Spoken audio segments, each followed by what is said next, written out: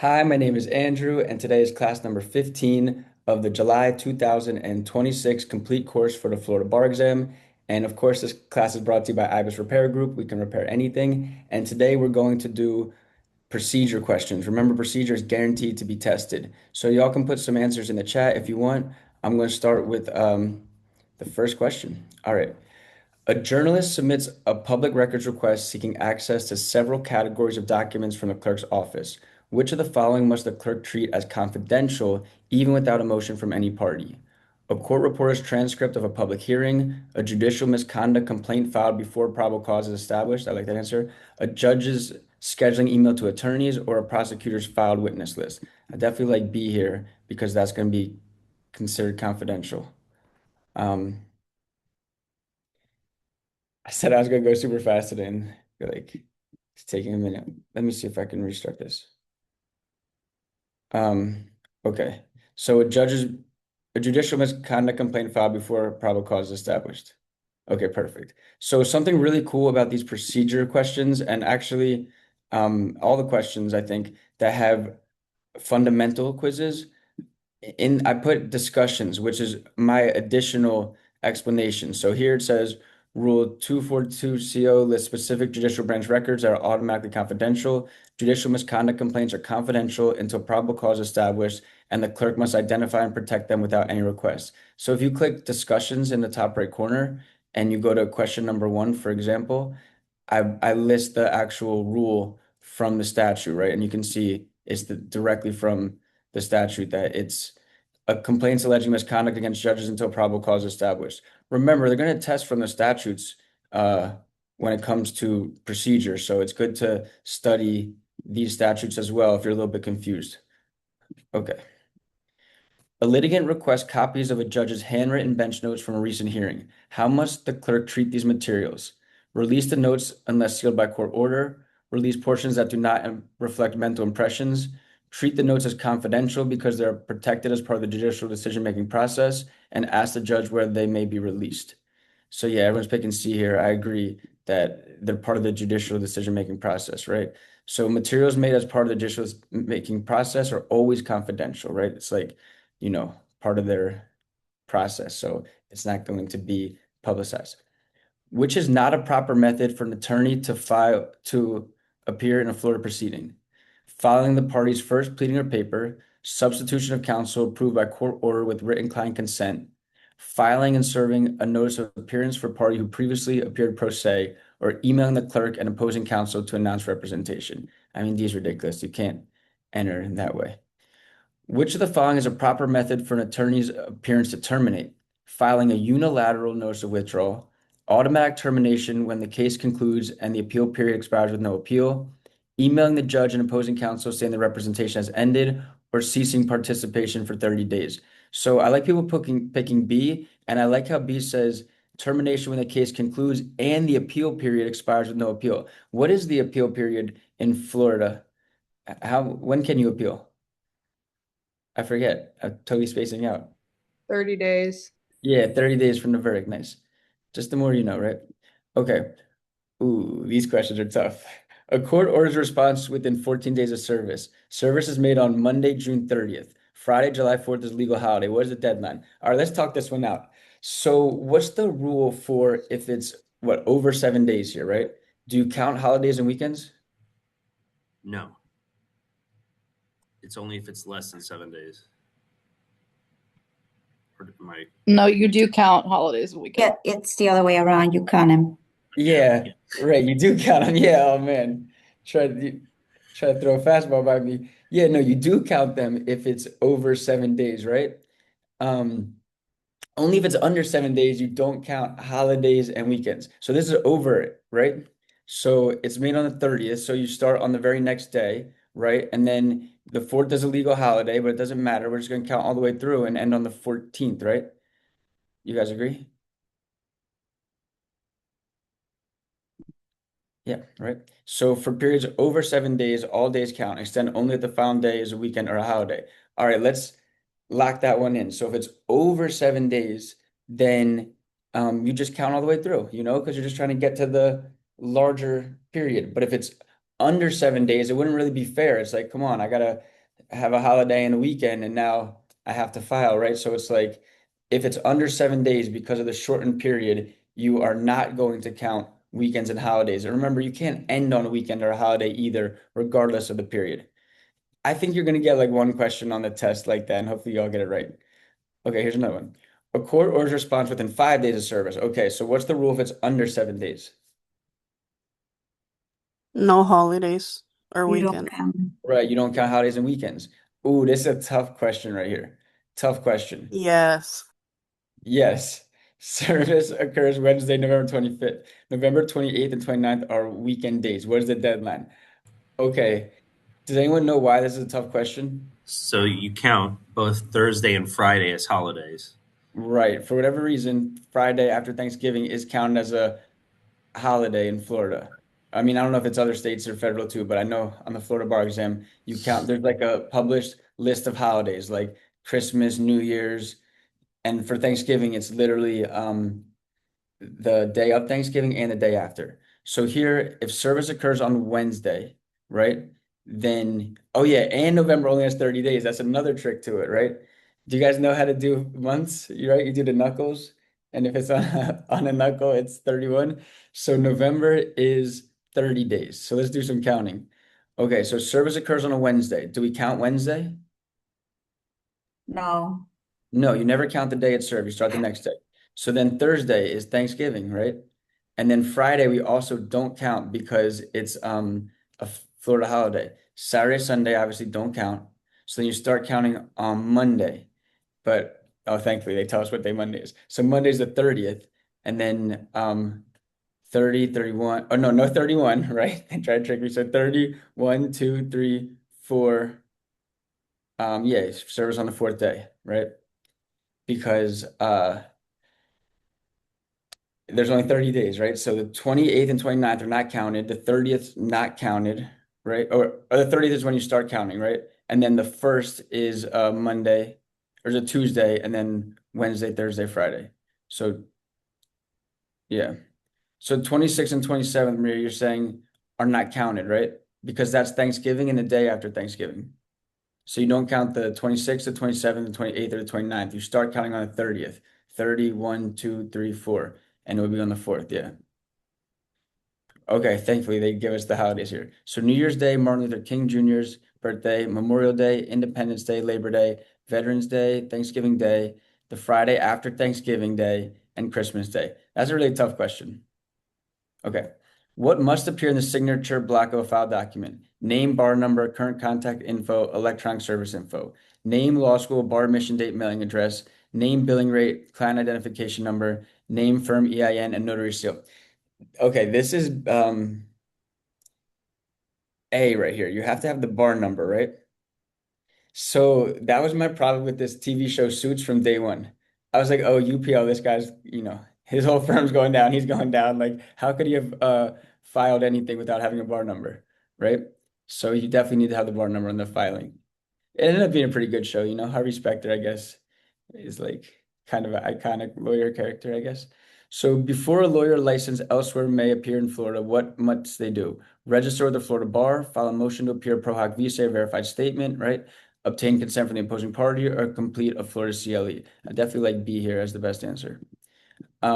Which situation properly supports disqualification of a judge? The judge moved against the move in a prior case. The judge's spouse, first cousin is a party. The judge has strong views about the legal issue. The judge speaks sternly to litigants.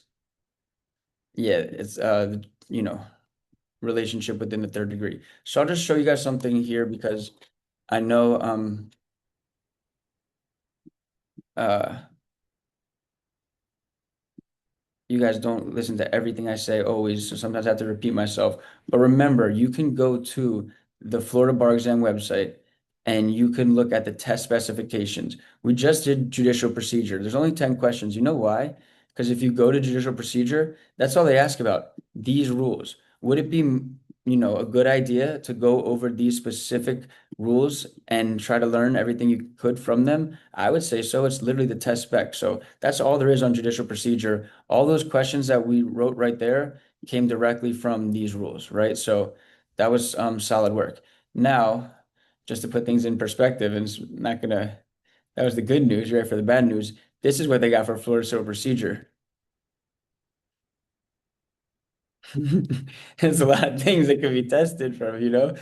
Yeah. Yeah, but some of you are reacting. Reacting means you might not have looked at these before, which is something that you should do, right? You should go through them. And then it's very simple, right? If you look at the Florida Rules of Civil Procedure and you're trying to look at like, anything like process, summons, you could just probably Google, I guess, like process and summons Florida law. And right, exactly, a statute will come up right now, like 1.070. So you can, that's where the questions are coming from. I know it's tough to realize, but like that's where the questions are coming from. So like, 20 days, things like that are coming right from the statute. So if you're ever confused, I think that that's where the test is going to derive its questions from. It's going to be from the specs, and then the specs are going to test from the associated rules, right? It's not rocket science. It's just I saw a meme on social media that said difficulty of test, and they had bar exam as S tier, like the most difficult. I don't know. I have some thoughts about that, but they had bar exam as S tier, and me knowing because I teach for the bar exams, Florida is like S plus plus tier. Like Florida's the hardest of the bar exams, and they say the bar exam is one of the hardest tests. So like this is why, because it's coming from all these potential rules. I know that's a little bit overwhelming, but trust me, if you just do the practice questions over and over and over, it should cover pretty much everything on here. And then Florida criminal procedure. Uh, yeah, pretty much the same. So, Tenny's saying the Florida Bar Journal has good articles discussing some rules and changes. I agree. Whenever you're like confused about an issue and you're going to go into rabbit holes when you study for this test, whenever you go down a rabbit hole, the best resource to learn from would be a Florida Bar Journal article because that's also fair game for them to kind of like consider when they're writing the exam. So, like, yeah, that's like the definitive FBBE opinion on a lot of these issues. One of them I've shared in my Telegram chat before is the one on NIED and the impact rule. And it's like a very complex article, but it's just a good resource for like some complexities like that. All right, cool. That's just something I always wanted to be mindful to show people of that I would take a look at the test specs and try to make outlines mind maps. I had a guy who was real AI savvy and he made mind maps with the test specs and he passed both parts. So if it works, it works, right? Okay. Um, oh, there's one more question, sorry. So which properly alleges a ground for disqualification? The judge ruled against the party previously. The judge seemed irritated at hearings. The judge told opposing counsel privately, I'll make sure you get what you're asking for and specifics are provided. The judge personality makes the moving party uncomfortable. Yeah. It's kind of like that gimme question. Okay, cool. All right, let's do procedure and we'll do the fundamentals quiz first. Okay. Again, Francesca, help me out if I'm stuck. A plaintiff files a complaint on January 1st. By May 1st, 120 days later, the defendant has not yet been served. Which statement correctly reflects the court's obligations and the plaintiff's rights under the Florida Rules of Civil Procedure? Okay, so first and foremost, remember it's 90 days in federal, it's 120 days in Florida. The court must immediately dismiss the action with prejudice because failure to serve within 120 days automatically bars the claim. I don't like they must do that. That's not true. The court must either order service within a specified time or dismiss the action without prejudice unless the plaintiff shows good cause or excusable neglect. That's the key terminology, in which case the court must extend the time for service. Yeah, definitely we like B. The court may dismiss the action only if the defendant files a motion to dismiss for insufficient service. No, they could do it on their own. The 120-day service rule is not applied to amended complaints adding new parties. No, you still need to serve them. So I like B here, yeah. Failure to serve within 120 days does not automatically end the case. The court must allow additional time or dismiss without prejudice. But if the plaintiff shows good cause or excusable neglect, an extension is mandatory. Amended complaints adding new parties receive their own new 120-day period. And like I said, if you go discussions and go to question 1, it puts exactly 120 days.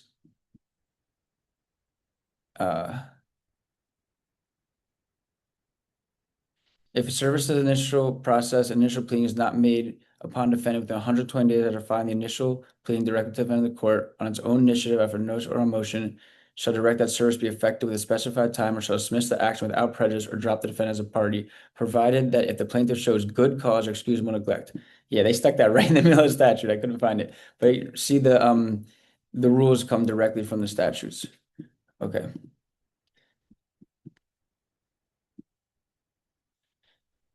Which of the following elements correctly identifies what a pleading must contain in order to properly state a claim for relief under the FRCP, Florida Rules of Procedure?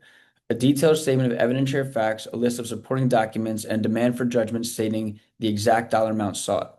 A short and plain statement of judicial grounds if needed, a short and plain statement of the ultimate facts showing entitlement to relief, and a demand for the relief sought. That captures it perfectly, right? We can move forward. You should always read all the answer choices, but that did capture it perfectly.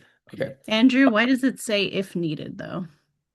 Um, Like I thought you needed that all the time. what do you mean if needed? It had like in parentheses or whatever, like if needed, jurisdictional statement if needed. So you always do need to say subject matter jurisdiction. That's a good question. Unless a defendant, let's just read the rule real quick. Yeah. Unless a defendant is, unless a different time is prescribed in the statute of Florida, a defendant shall serve an answer within 20 days after service of original process and the initial pleading of the defendant, or not later than date fixed in notice by publication. A party served with a pleading stating a cross claim that the party shall serve an answer to it within 20 days after service on that party. The plaintiff shall serve an answer to a counterclaim within 20 days after the service of counterclaim. If a reply is required, the reply shall be served within 20 days after service of the answer. So that was That was for the previous question that I was asking. Like it was the right answer, obviously, but it said yeah, if needed. if needed, yeah. Yeah, I just read the wrong one. Okay. It's okay. We'll do number 3 next.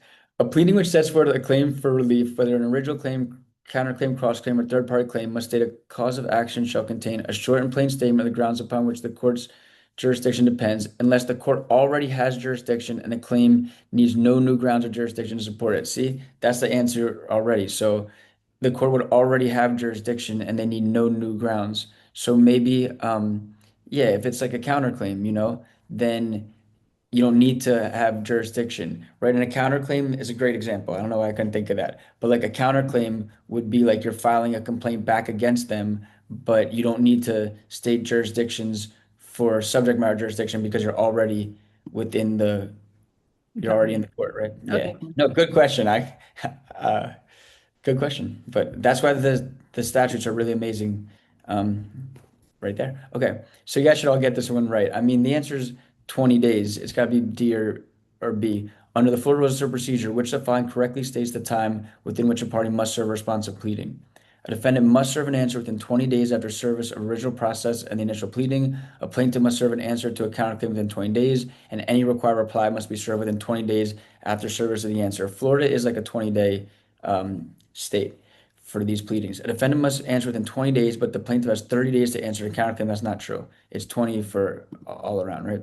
So universal timing rule for answers, counterclaim and answers, cross-claim answers, and replies is 20 days from service of the relevant pleading, unless a statute or published notice sets a different time. Under the Florida Rules of Civil Procedure, which of the following statements accurately reflects when certain defenses may be raised? The defenses of failure to state a cause of action and failure to join an indispensable party must be raised in initial pleading or forever waived. That's not true, right? They can be raised pretty late in the game. Failure to state a legal defense may be raised only in a pre-answer motion to dismiss or is waived. No, failure to state a legal defense is like the same thing as failure to state a claim. Lack of SMJ must be raised in the first response of pleading or it's waived. No, SMJ can even be brought on appeal. That one can be brought at any time. Failure to state a cause of action or failure to join an indispensable party may be raised in a motion for judgment on the pleadings or a trial on the merits, and lack of SMJ may be raised at any time. That's true. Failure to state for a cause of action and failure to join for an indispensable party may be raised, pretty late in the game, and then SMJ can be raised at any time. Right? It's pretty much the exact same as 12b6 in federal. It's Rule 1.140H2. So under Florida rules of procedure, which of the following correctly describes the procedure and consequences when a party moves to strike a sham pleading? By the way, these are fundamental questions. These are like testing the statutes. When we do actual questions in the second half of class, like these questions aren't necessarily going to be what you're going to see on test day. I hope you understand that. The fundamental review questions are more like reviewing the fundamentals. The actual quizzes that we'll do today are more similar to the questions you'll see on test day.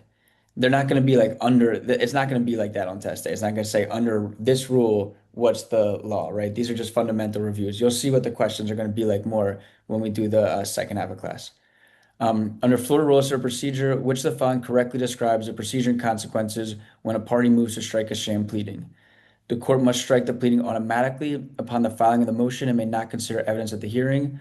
A motion to strike a sham pleading may be raised at any time, including during trial, and if sustained, the court must enter summary judgment for the moving party. Before the case is set for trial, a party may move to strike a pleading as a sham. The court must hold an evidentiary hearing, and if the motion is sustained, the court may strike the pleading and may enter default or summary judgment or allow additional pleadings for good cause. A sham pleading may be stricken only if the moving party proves by clear and convincing evidence that the opposing party acted in bad faith in drafting. That's not the only reason, right? I like see here that a sham pleading motion must be filed before a trial is set, requires an evidentiary hearing, and if sustained, the court may strike the pleading and enter default, summary judgment, or permit amended pleading depending on the cause. So what is a sham pleading really? A motion to strike a sham pleading may be made before the cause is set for trial. So yeah, what exactly is a sham pleading? Does anyone have any thoughts on that? Just has like no basis for a claim. Right, redundant. Yeah, exactly.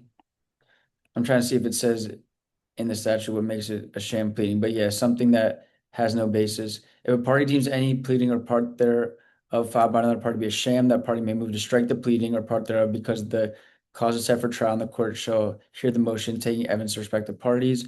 If the motion is sustained, the pleading to which the motion is directed shall be stricken. Default and summary judgment on the merits may be entered in the discretion of the court, or the court may permit additional pleadings to be filed for good causes shown. So the motion to strike shall be verified and shall set forth the facts on which the movement relies and may be supported by affidavit. No traverse of the motion shall be required. Okay, so sham pleadings, like you said, it has no basis or merit, and they can just strike it. And it does not require clear and convincing evidence or showing of bad faith. Okay. Which statement accurately reflects the effect of misjoinder of parties in civil action? This is a good question. Does anyone know the answer to this? Is misjoinder dismissal or is it something else? I think they can just partition the claims, right? And then Yeah, what's another word for that partition? Sever? Yeah, severance, exactly. That's what they usually call a motion to severance, right? So misjoinder parties are required. Dismissal, no. Misjoinder is grounds for motion to dismiss, not really. Misjoinder automatically presents it from proceeding, no. Misjoinder is not a ground for dismissal, and any claim against a misjoined party may be severed and proceed separately. Yeah, so remember that. That translates to the MBE too. Misjoinder is severance, not dismissal. A plaintiff dies while civil action is pending. A statement knowing the death is filed and served on all parties in accordance with the rule. Which of the following correctly describes the consequences? So it's 90 days for a motion to substitute for a dead party. So a motion for substitution may be made by any party or by the successors or representatives of the deceased party. And if the motion is not made within 90 days after the statement knowing death is filed and served, the action must be dismissed as to the deceased party. I like that. The court may substitute parties on its own initiative at any time, regardless of whether it's filed within 90 days. No, that's terrible. It has to be 90 days. So remember, it's 90 days for the substitution of a dead party in a case in Florida. Which of the following accurately describes a plaintiff's right to voluntarily dismiss an action or claim? A plaintiff may voluntarily dismiss an action only with court approval and only before the witness is sworn. No, they can dismiss without court approval. A plaintiff may dismiss an action without a court order at any time before trial, but only if the defendant agrees in writing. No, the defendant doesn't need to agree. A plaintiff may dismiss an action without court order at any time before a hearing on summary judgment, or if no such motion is served, or if it is denied before the jury retires or the case is submitted to the judge. Alternatively, the parties may file a stipulation dismissal signed by all current parties. A voluntary dismissal is always without prejudice, no matter how many times a plaintiff has previously dismissed an action based on the same claim. How many times can you dismiss based on the same claim in Florida? 2 times. Yeah, it's a 2 dismissal rule, meaning if you file once and you dismiss, it's typically without prejudice. But then if you file again and dismiss, then you're barred from bringing that claim again because the two dismissal rule would operate as adjudication on the merits. So here, C is the rule for this one. So, which of the following correctly describes when a party must demand a jury trial in order to avoid waiver? A party must serve a written jury demand no later than 10 days after service of the last pleading directed on the issue where the right is waived. A party must demand a jury trial at the initial case management conference where the right is automatically waived. A party must file a separate motion requiring a jury trial before the case is set for trial, and the court must approve the demand. A party may orally request a jury at the pretrial conference, and the request preserves the rights, even if no written demand was served earlier. Yeah, people are picking A on this. So it's 10 days after service of the last pleading directed on the issue. Does anyone know how long it is in federal court? You're taking that? 14. Yeah, 14, yeah. You know, they do test stuff like that. And that's what I'm saying. You're never going to be at a point of like, you're the Jedi Master of the Florida Bar Exam. You just got to keep trying to learn more and more things. And the more things you know, the more questions you could potentially get right. All right. In Florida, 3 plaintiffs sue one defendant. During jury selection, the court addresses the parties' peremptory challenges. Under the federal rules of civil procedure, how must the peremptory challenges be allocated? Each plaintiff receives 3 peremptory challenges and the defendant receives 3 peremptory challenges. The plaintiffs collectively receive 3 peremptory challenges and the defendant receives 3 peremptory challenges. The plaintiffs collectively receive 9 peremptory challenges, 3 per plaintiff, and the defendant receives 9 peremptory challenges. The plaintiffs collectively receive 9 peremptory challenges, 3 per plaintiff, and the defendant receives 3 per. Yeah, you guys are all saying C, right? Because you get as many as the other party, and if the other party gets 9, then you're going to get 9 total because there's 3, each gets 3. So 9v1 is actually going to be 9v9, right? Which of the following statements accurately reflects the rule governing directed verdicts and post-trial motions? A party may move for directed verdict at the close of the opponent's evidence, and if the motion is denied, the party may still present its own evidence without having to reserve the right to do so. The party may later file a motion to set aside the verdict and enter judgment in accordance with the prior directed verdict motion within 15 days after the turn of the verdict. Sounds pretty nice, right? Like you can move for the directed verdict after the opposing party presents evidence, and you have 15 days in Florida for a belated directed verdict so long as you preserved it at trial. So if a party moves for a directed verdict and the motion is denied, the party waives the right to present its own evidence. That's not true. You can still proceed forward. Denial of a directed verdict motion automatically discharges the jury. No, the case will proceed. A directed verdict may be granted only if the jury agrees with the court's ruling because they send the jury. No, a directed verdict literally takes it out of the hands of the jury. There's no need for a sentence. So A is true. Remember, after the opposing party presents, and you can still present even if it's denied, and then you can raise a belated 15 days. Does anyone know how long it is in federal court that you can do a renewed JMOL? Is it 14? Times 2, yeah, 28 days, yeah.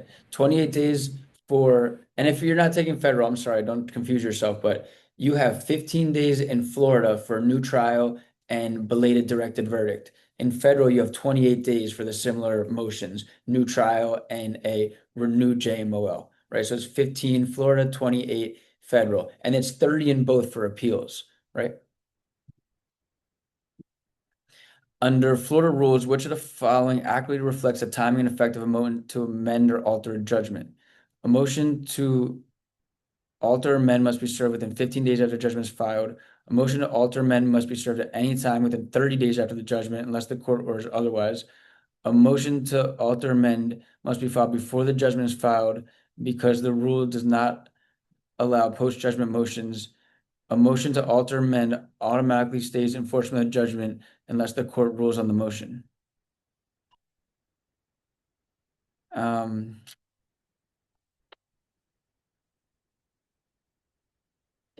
Yeah, I think so. We have some discrepancy in the chat. What do you think, Francesca? No, no. This one is I. This is one of the ones that no, thank you. Yeah, I think it's A over B. I think B is for Appeal. appeal. Yeah. And motion to alter or amend sounds similar to new trial or a belated. I would think. If I go down, we go down together. Yeah, okay, nice. So it's 15, not 30. Okay. And this was question number 12. That's a good question. So, time for motion. A motion for new trial or for rehearing shall be served no later than 15 days after return of the verdict in a jury action or the date of filing of the judgment in non-jury action. A timely motion may be amended to state new grounds in the discretion of the court at any time before the motion is determined. So a new trial may grant to all or any of the parties and on all the parties of the issues. On a motion for rehearing of matters heard without a jury, including summary judgment, the court may open the judgment if one has been entered, take additional testimony, or enter a new judgment. So yeah, to alter or amend a judgment right here. Okay. 15 days. A motion to alter amended judgment must be served within 15 days of filing the judgment. The deadline does not affect the entirely separate post-judgment remedies. Okay. Under the Florida rules, which of the following accurately describes the summary judgment standard in Florida? Summary judgment must be denied unless the movement disproves every element of the non-movement's case beyond a reasonable doubt. That's criminal. Florida courts must apply the federal standard where summary judgment will be granted if the movement shows no genuine disputes to any material fact. I like that. Summary judgment is appropriate only if both parties agree that no factual disputes exist and jointly request the ruling. Summary judgment may be granted only if the trial court concludes that the moving party is more credible than the non-moving party. I like B, yeah, I like B here, that they have to take the federal standard. And this is Rule 15.10, that a party may move for summary judgment as to all or part of a claim or defense. The court shall grant summary judgment when there's no genuine dispute as a material fact, and the movement is entitled to judgment as a matter of law. So summary judgment entitles you to judgment as a matter of law. Under the Florida rules, which of the following correctly states that requirements for a court to issue a temporary injunction without notice to the adverse party? The movement must show probable success on the merits and certify that adverse parties refuse mediation. The movement must demonstrate that irreparable injury is likely and that the adverse parties already violated a prior court order. The movement must show that immediate and irreparable injury will occur, and the attorney must certify which efforts to give notice have been made and the reasons why notice should not be required.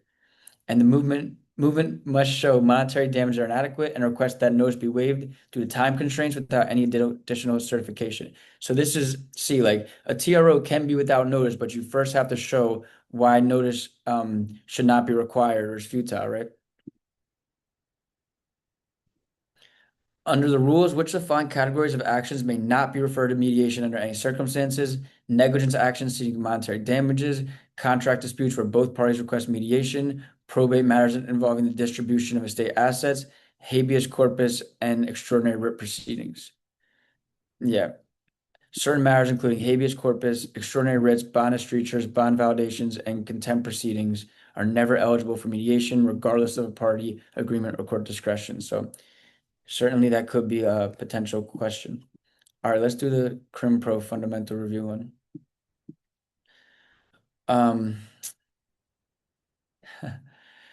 In a Florida criminal case, the defendant properly serves a notice of discovery on the prosecutor. Within how many days must the prosecutor serve a written discovery exhibit disclosing, among other things, the names and addresses of persons known to have information relevant to the charged offense, any defense, or similar fact evidence? Within 5 days, within 10 days, within 15 days, or within 30 days?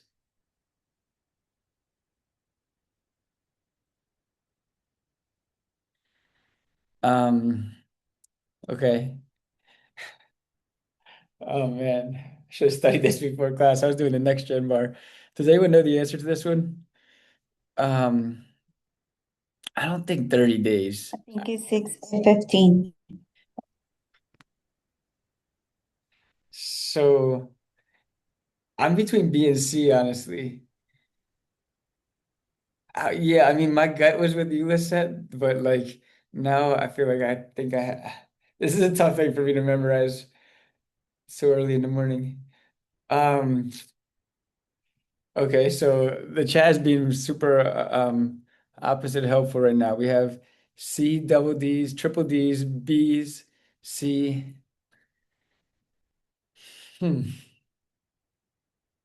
Oh man. Let's look at the answer key.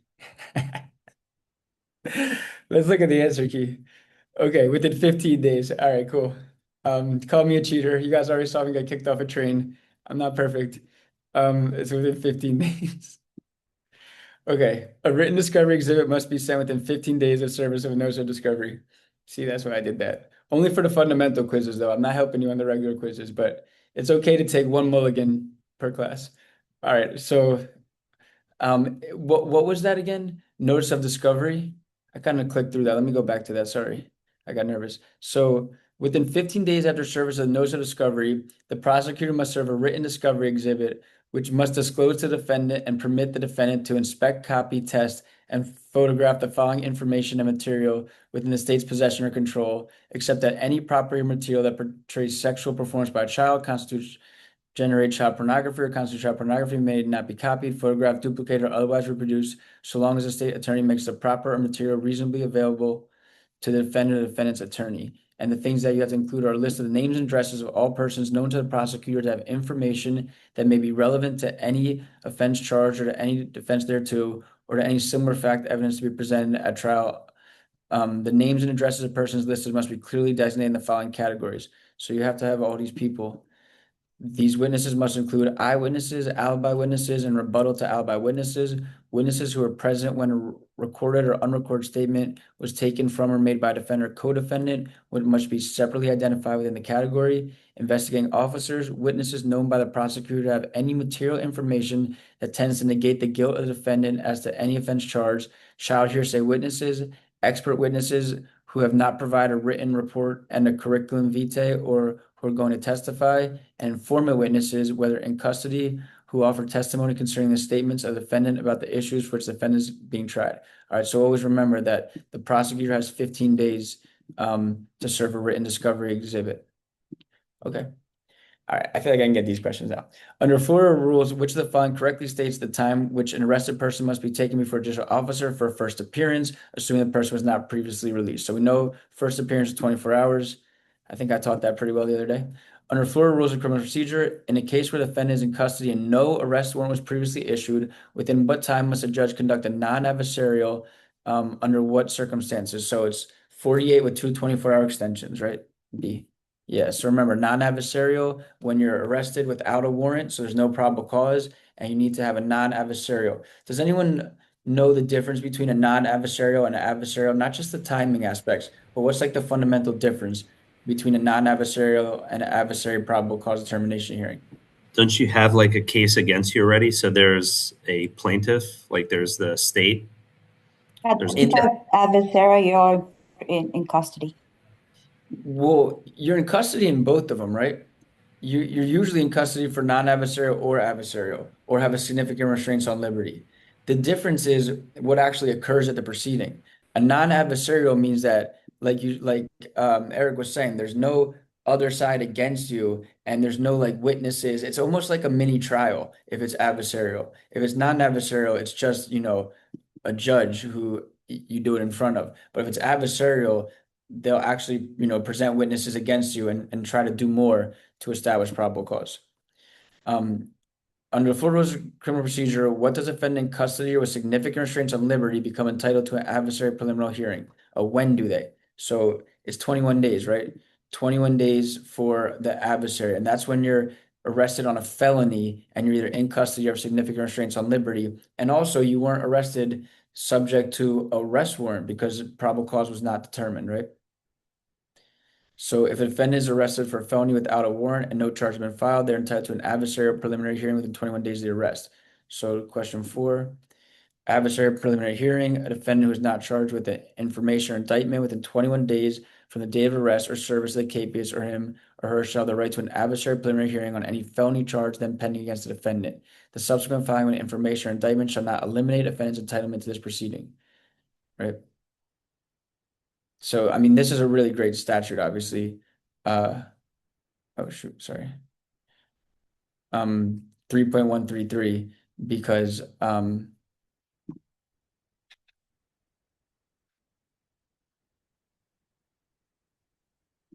it's like a major rule.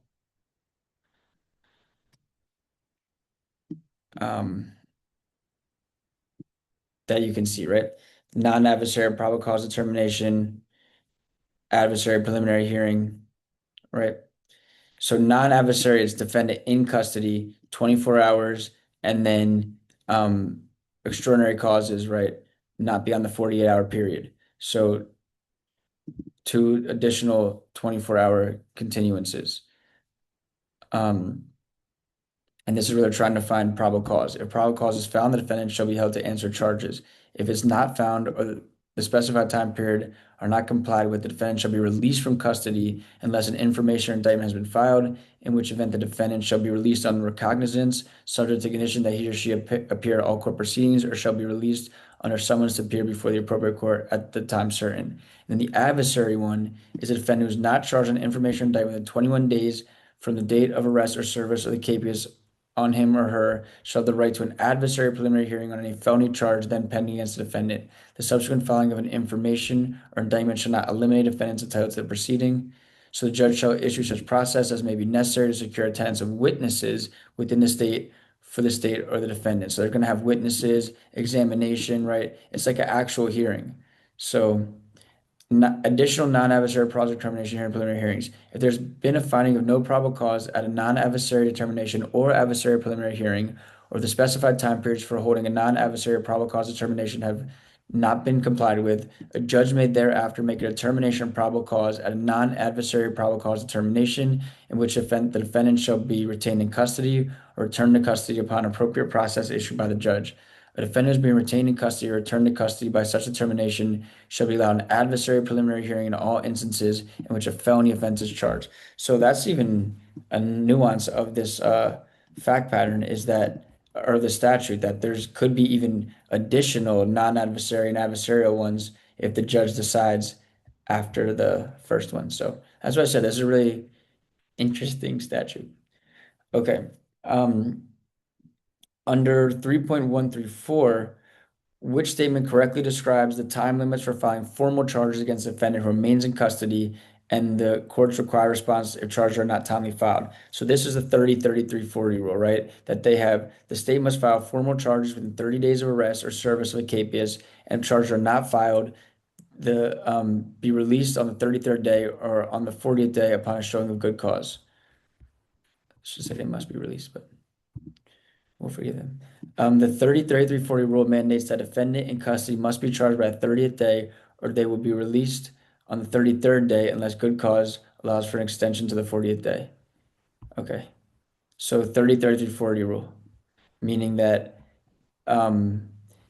if they're uncharged on the 30th day, the court must order the defendant's release on their own recognizance on the 33rd day unless the state files charges, or on the 40th day if the state shows good cause. Under no circumstance may defendant remain in custody beyond 40 days without formal charges. So I'm trying to really, clock these things, right? I'm trying to clock these things about like 24 hours for the first appearance, 24 hours with 248 or two 24-hour extensions for the non-adversarial. So 24 hours with 48 hours with two 24-hour extensions for the non-adversarial. Let me back that up. Can we edit that out? So 24 hours for the first appearance, right? That's the first bucket. 24 hours for the first appearance. The next one is 48 hours for the non-adversary probable cause determination hearing, which can be extended for two 24-hour periods. So the non-adversarial one can be 48 hours with two 24-hour extensions. So ultimately up to 96 hours. So first appearance, 24 hours, and then the non-adversarial, 48 hours with two 24-hour extensions. Then if they're a felony in custody and they still haven't determined probable cause or they have significant restraints on liberty, they have 21 days for the adversarial probable cause determination hearing. And we just read on the statute, they can even have another non-adversarial and then another adversarial after that if they really want to play that game. And then we think about the 30-33-40 rule, which is when charges need to be filed if they're still in custody. So 30th day, they need to be filed or they're released on the 33rd day unless the state shows good cause to extend it to the 40th day. Okay, so those are the things you should know so far from Crim Pro. So which statement correctly describes when the speedy trial clock begins and the applicable time limits for bringing a defendant trial if no demand is made? So you guys are all clicking B. The speedy trial clock begins when formal charges are filed, right? Not when the arrest is made. It's now when they're filed. The clock expires in 90 days for misdemeanors and 175 days for felonies if no demand is made. Exactly. Perfect. All right. They changed the rule. Go ahead. are we gonna have to know like is it gonna say in like open parentheses like 20 days or stuff like that? Or are they gonna give us like a fact like are they gonna be similar to this or are they gonna be like a fact pattern where it's No, like it's gonna be like a fact pattern where like Johnny sues Tommy on the 5th, on the 14th, he like tripped over his shoe, red herring. On the 18th, he filed, you know what I mean? It's more like they're tough little questions. These questions, again, are the fundamental questions. When you go to the quizzes, they're a little bit more like it. If you want to know what the questions are really, really like, go to the FBBE practice questions and then do these questions right here because, I mean, this is a perfect example, right? At the close of pleadings, both the plaintiff and defendant duly made motions for summary judgment. Which of the following statements is correct? Look at C and D. C says no genuine issues of material fact, and so does D. But what's the difference between C and D? Since both parties have filed summary judgment motions asserting that assert there are no genuine issues of material fact, summary judgment for either plaintiff or defendant will be granted. So this is saying asserting that there are no genuine issues. This is saying that if those proofs show that there are no genuine issues of material fact, summary judgment will be granted, even if defendant's answer denied plaintiff's complaint. So it's not just, oh, if plaintiff's proofs submitted in support of the motion for summary judgment are not contradicted and those proofs show no issue of material fact, this one is just that they assert that there are no genuine issues of material fact, but this one shows that they're not contradicted. Just because you assert no genuine dispute of material fact doesn't mean the other side's not going to contradict it, and then there would be no summary judgment. So that's a tough little question right off the bat for FBBE. Here's another one like Pete and Bill. I mean, this is one where you can bind them by the act because he's a silent partner.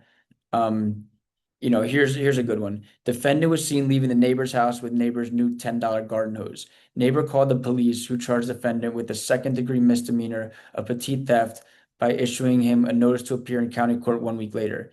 Defendant appeared at the scheduling place and time and asked the judge to appoint a lawyer to represent him. If the judge found the defendant to be indigent, the judge must appoint defendant a lawyer, if the state subsequently charged defendant by information, need not appoint defendant a lawyer if the judge states in writing that the defendant will not go to jail for more than 6 months if convicted, need not appoint a defendant lawyer if the judge states in writing that the defendant will not go to jail at all if convicted. Yeah, why are you guys all picking C here? I I agree with Shakira and Nikki, right? It's not about 6 months, is it? Think it's just if you're not going to go to jail at all. Yeah, I didn't read it, Steve. Yeah. Oh, you guys, man, you all came out the gate swinging with C's, but yeah, this one's at all. See, okay, that's an example of an FBB question, right? So, tricky, tricky. Because where did they come up with that 6 months? They came up with that out of nowhere just to make you think something's not true? It's kind of a weird way of testing material, but it's at all. So, yeah, is that helpful what they're going to look like? So these are actual questions. If you want to know where I got them from, go to yeah, thank Florida you. Bar Study Guide. And again, this should be your number one place that you're studying from. See, recently viewed. You go to one of these study guides, and you study them like they're scripture, you know what I mean? Study them very deeply. And then if you scroll to the way end, they have the Florida multiple choice questions, right? Literally, they're right here. Like these are these exact same questions. All we did, right? You guys want to do number 8? It's A. Both combine them, but we already did that question, right? These are the exact same questions, but the difference is if you want to learn from number 8 and you go to the end, it just says the answer, right?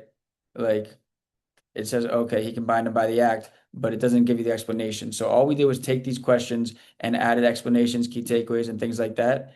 And there's 2 quizzes, and between the 2 quizzes, they'll capture all of the questions that have been written on them with 95% certainty. There might be a few that slipped the gap, but those are where we did them from. And those are literally the exact same questions from their study guide. So if it were me, I would definitely master these questions. Priority number 1. You should be able to do these quizzes and get them all right as a matter of course.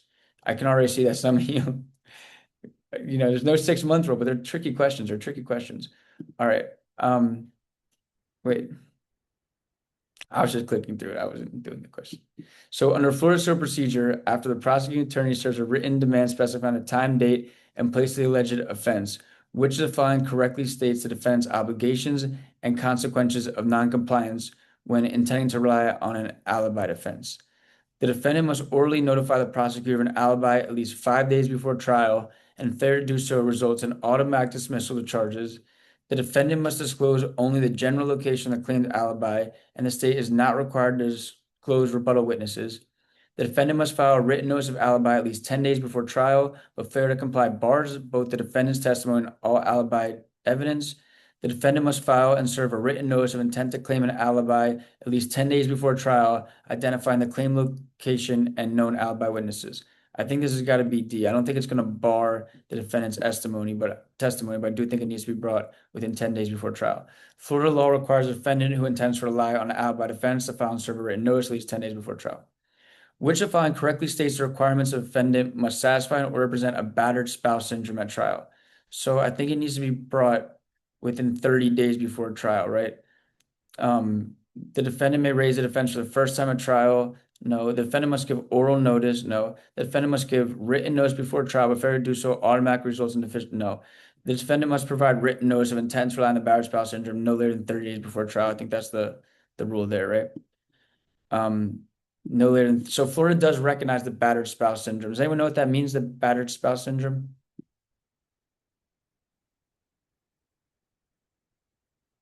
When there was like a pattern of abuse against a spouse.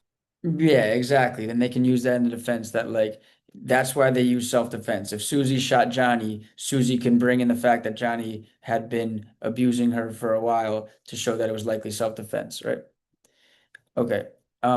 Under Florida rule governing insanity defense, which of the following correctly states the time for filing notice and the required contents of that notice? So the defendant must give written notice of intent to rely on insanity, the defense of insanity no later than 15 days after arraignment or filing a written plea of not guilty. The defendant may raise the insanity defense at any time before trial without prior notice of the defendant's support by expert testimony. The defendant must give written notice of the insanity defense no later than 30 days before trial and identify only expert witnesses. I don't like the only part. The defendant must give oral notice of the insanity defense at first appearance. If fair to do so, permanently waives the defense. I don't think that's way too early. I think this one's got to be A, right? That they have to give it no later than 15 days after arraignment or filing a written plea of not guilty.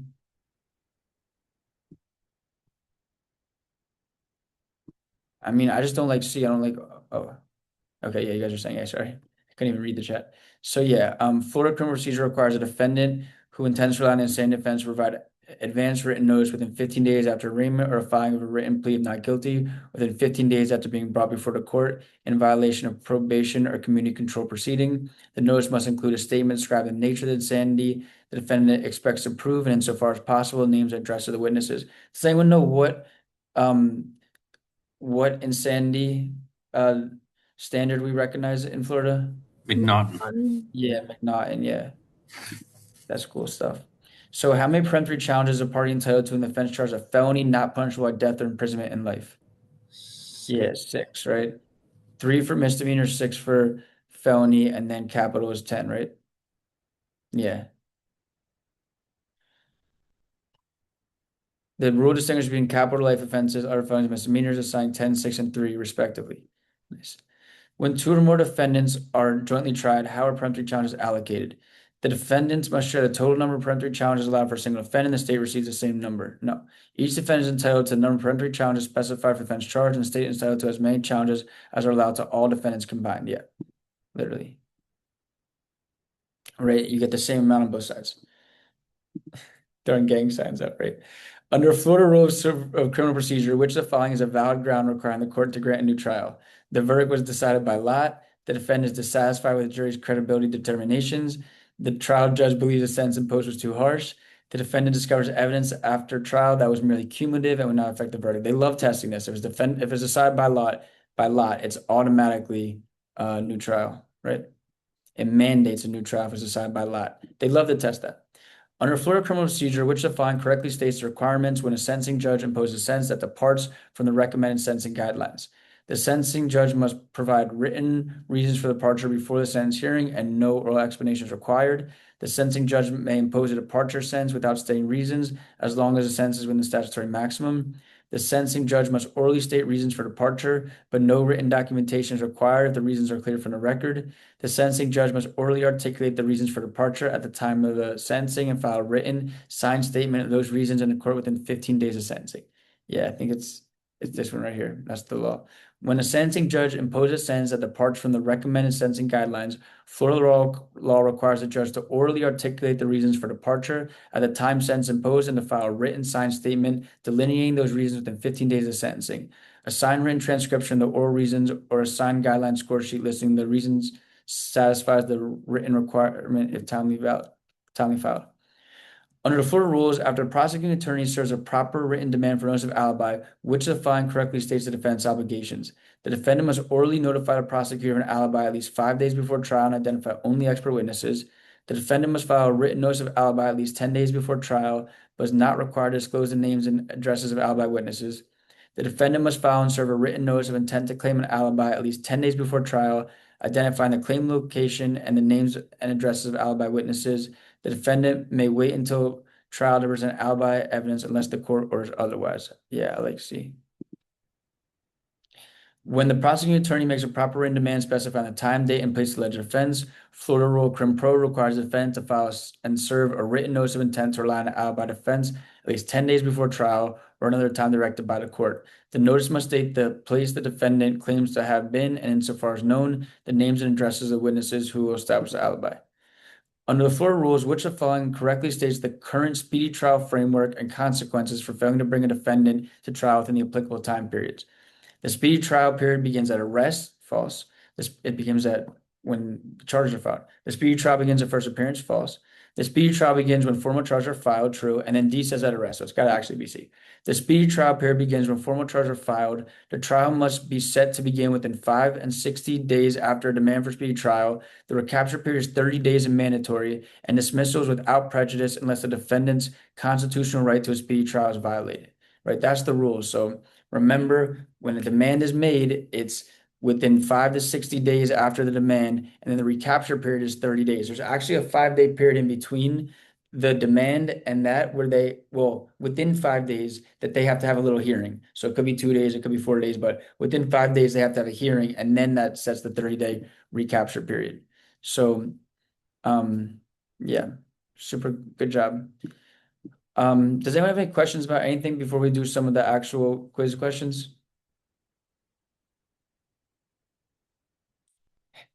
You guys were in class on Thursday? What a class, right? Some people missed Thursday's class. I didn't have a huge attendance on Thursday, but that was definitely a class for the ages on Thursday. Definitely a class for You're the gonna have a ages. picture of you in the Bright Line station saying, "Don't let this man board the train." Yeah, no, that was crazy work yesterday. And I watched back the recording. I sent it to my team. The shame is that because I didn't get good service, I have horrible things to say about Brightline right now, but I'll keep it reserved. They don't get good internet. That was the first problem. So I was using my phone to record it, but I had my computer so you guys could see me. So in the recording on Zoom, you can't see me at all. It's all on my phone with no face, no face, no case, but you can hear somehow the conversation. And at one point, Eric and Natalie were like, we should all just stop class right now. Let's boycott class and leave. And I'm just like, no, no, it's okay. We're going to continue the class. And then they're like, sir, you need to leave the train immediately. Oh man, that was a good class yesterday. That was a class for the ages. No, I mean, did they let me board a train again? I didn't try because my class ended after the last train had come. I did go back in there and ask for a refund, but they were not um they didn't assent to that request.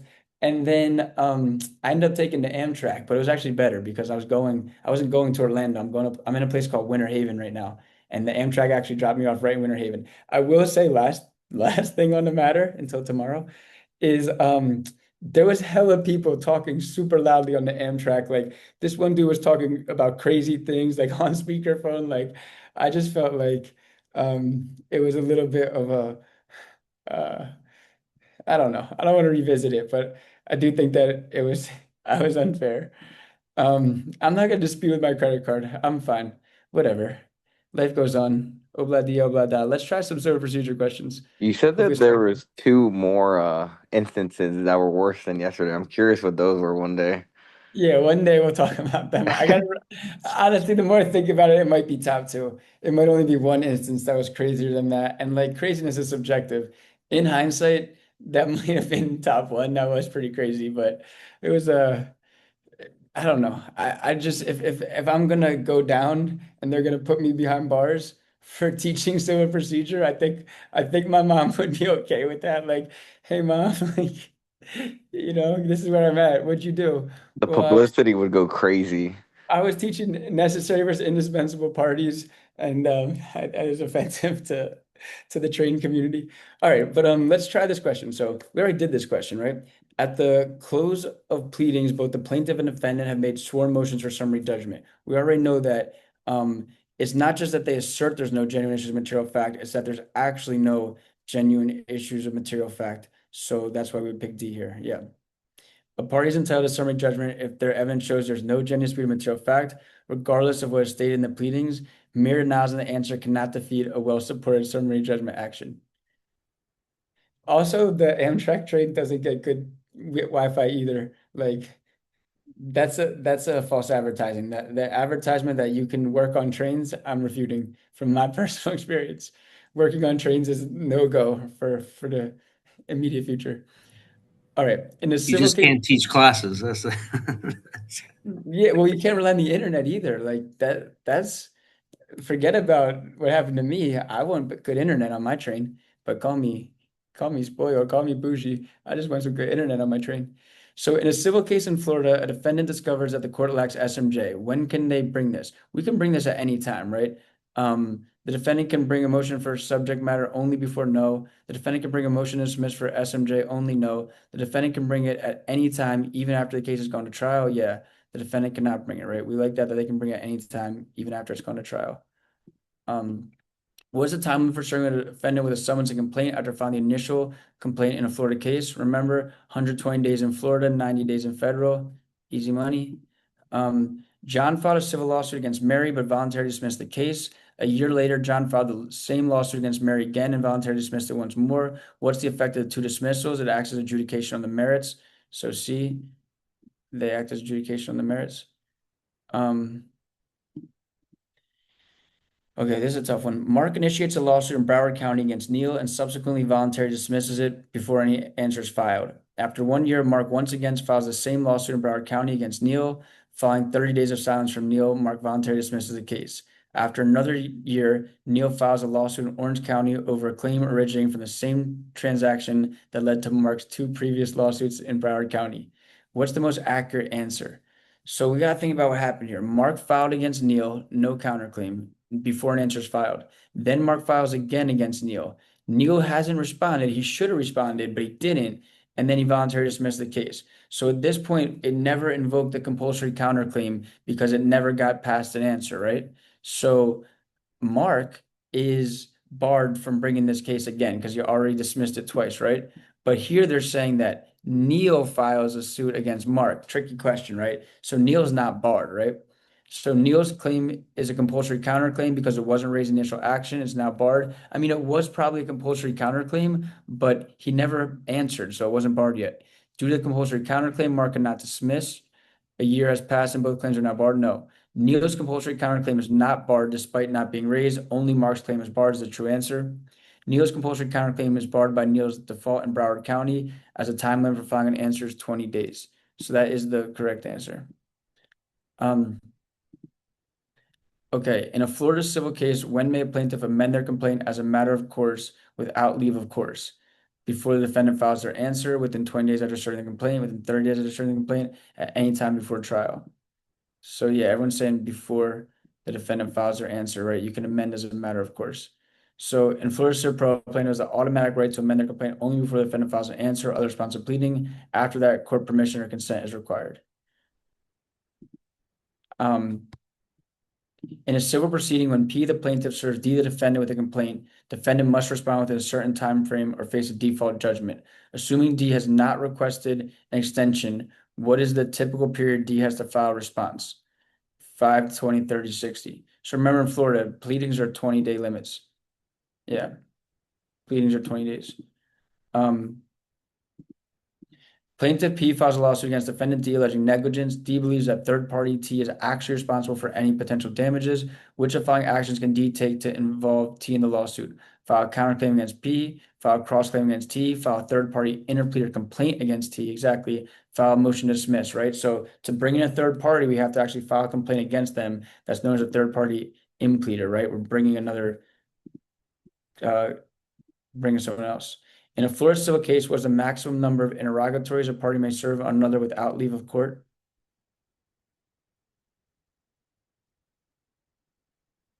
Okay, so the chat is mixed. Can you guys actually just give me 1 second to get my charger while you guys debate this one?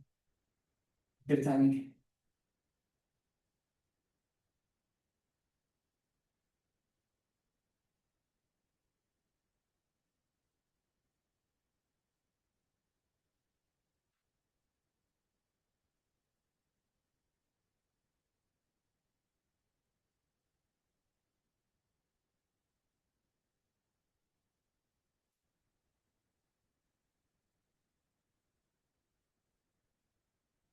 Um, you guys are all going C here? Shit. This is a distinction between federal and Florida, right? Yeah, it's 25 federal, 30 in Florida, right? Well, let's see. Yeah, exactly. Don't worry, I got a little bit confused too. It was perfect timing to get my charger. So yeah, 30 in Florida, 25 in federal. That's the federal limit, not Florida. So B 25 is federal, but Florida is 30 for interrogatories. In Florida civil procedure, which of the following is a valid ground for a motion to dismiss? The defendant's residence outside the state of Florida. The plaintiff failed to properly serve the defendant with a summons and complaint. The defendant believes that the claim should be handled outside of court. The court has experienced a high caseload and wants to expedite the proceedings. Yeah, right. They didn't serve him, so you can dismiss, right, for improper service, improper process service, right?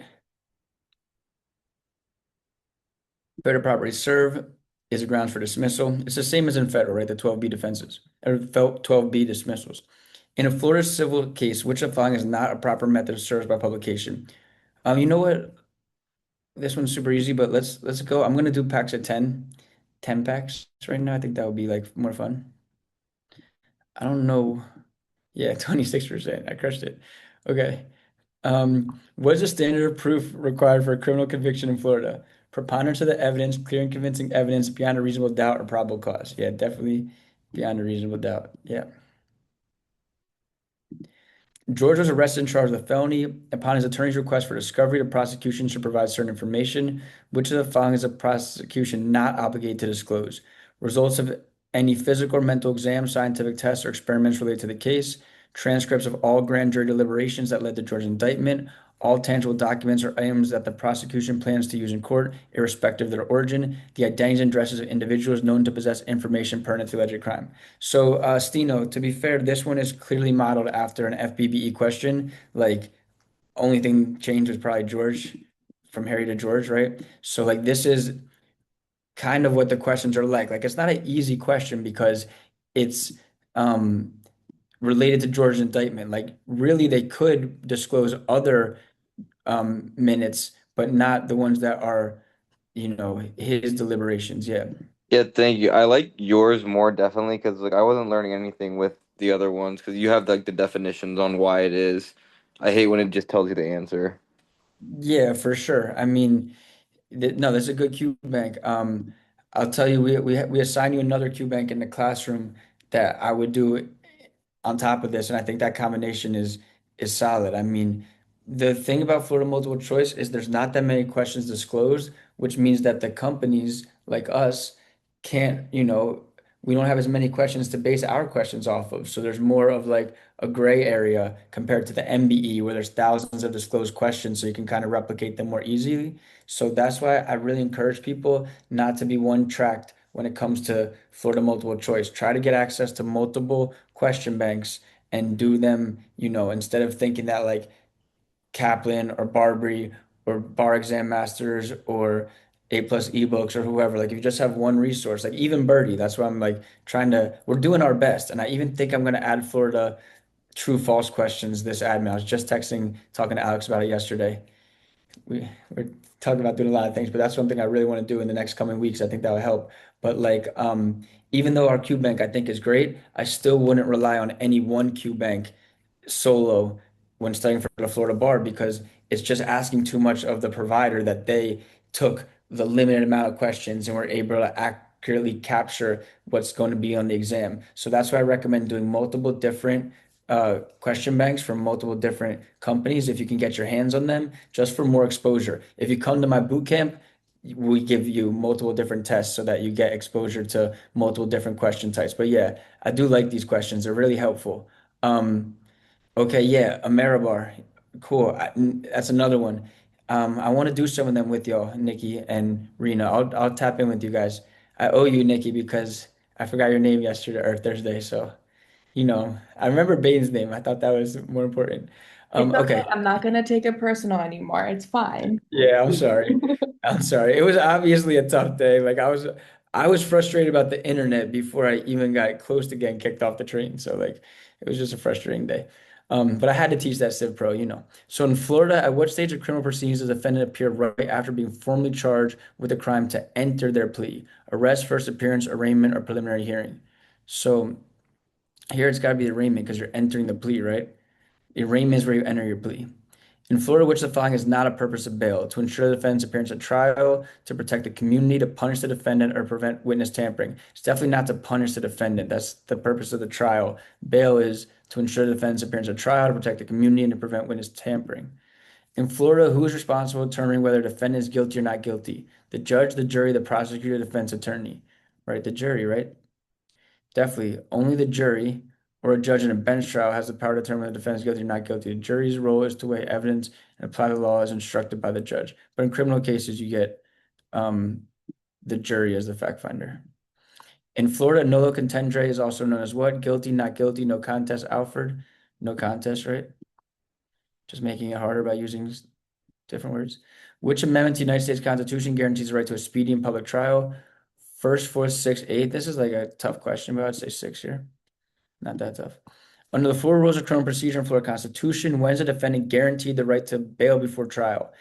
I think this is also like a FBB model question. In every case, as long as the defendant has not previously been convicted of a violent felony and does not pose a danger to society, unless the defendant is charged with a capital offense, unless the defendant is charged with a capital or non-capital offense where proof of evidence or the presumption is great, or unless the defendant is charged with a capital offense or an offense punishable by life imprisonment where the proof of guilt is evidence or the presumption is great. It's got to be D. It's got to be a capital offense or an offense punishable by life imprisonment where the proof of guilt is evident and presumption is great.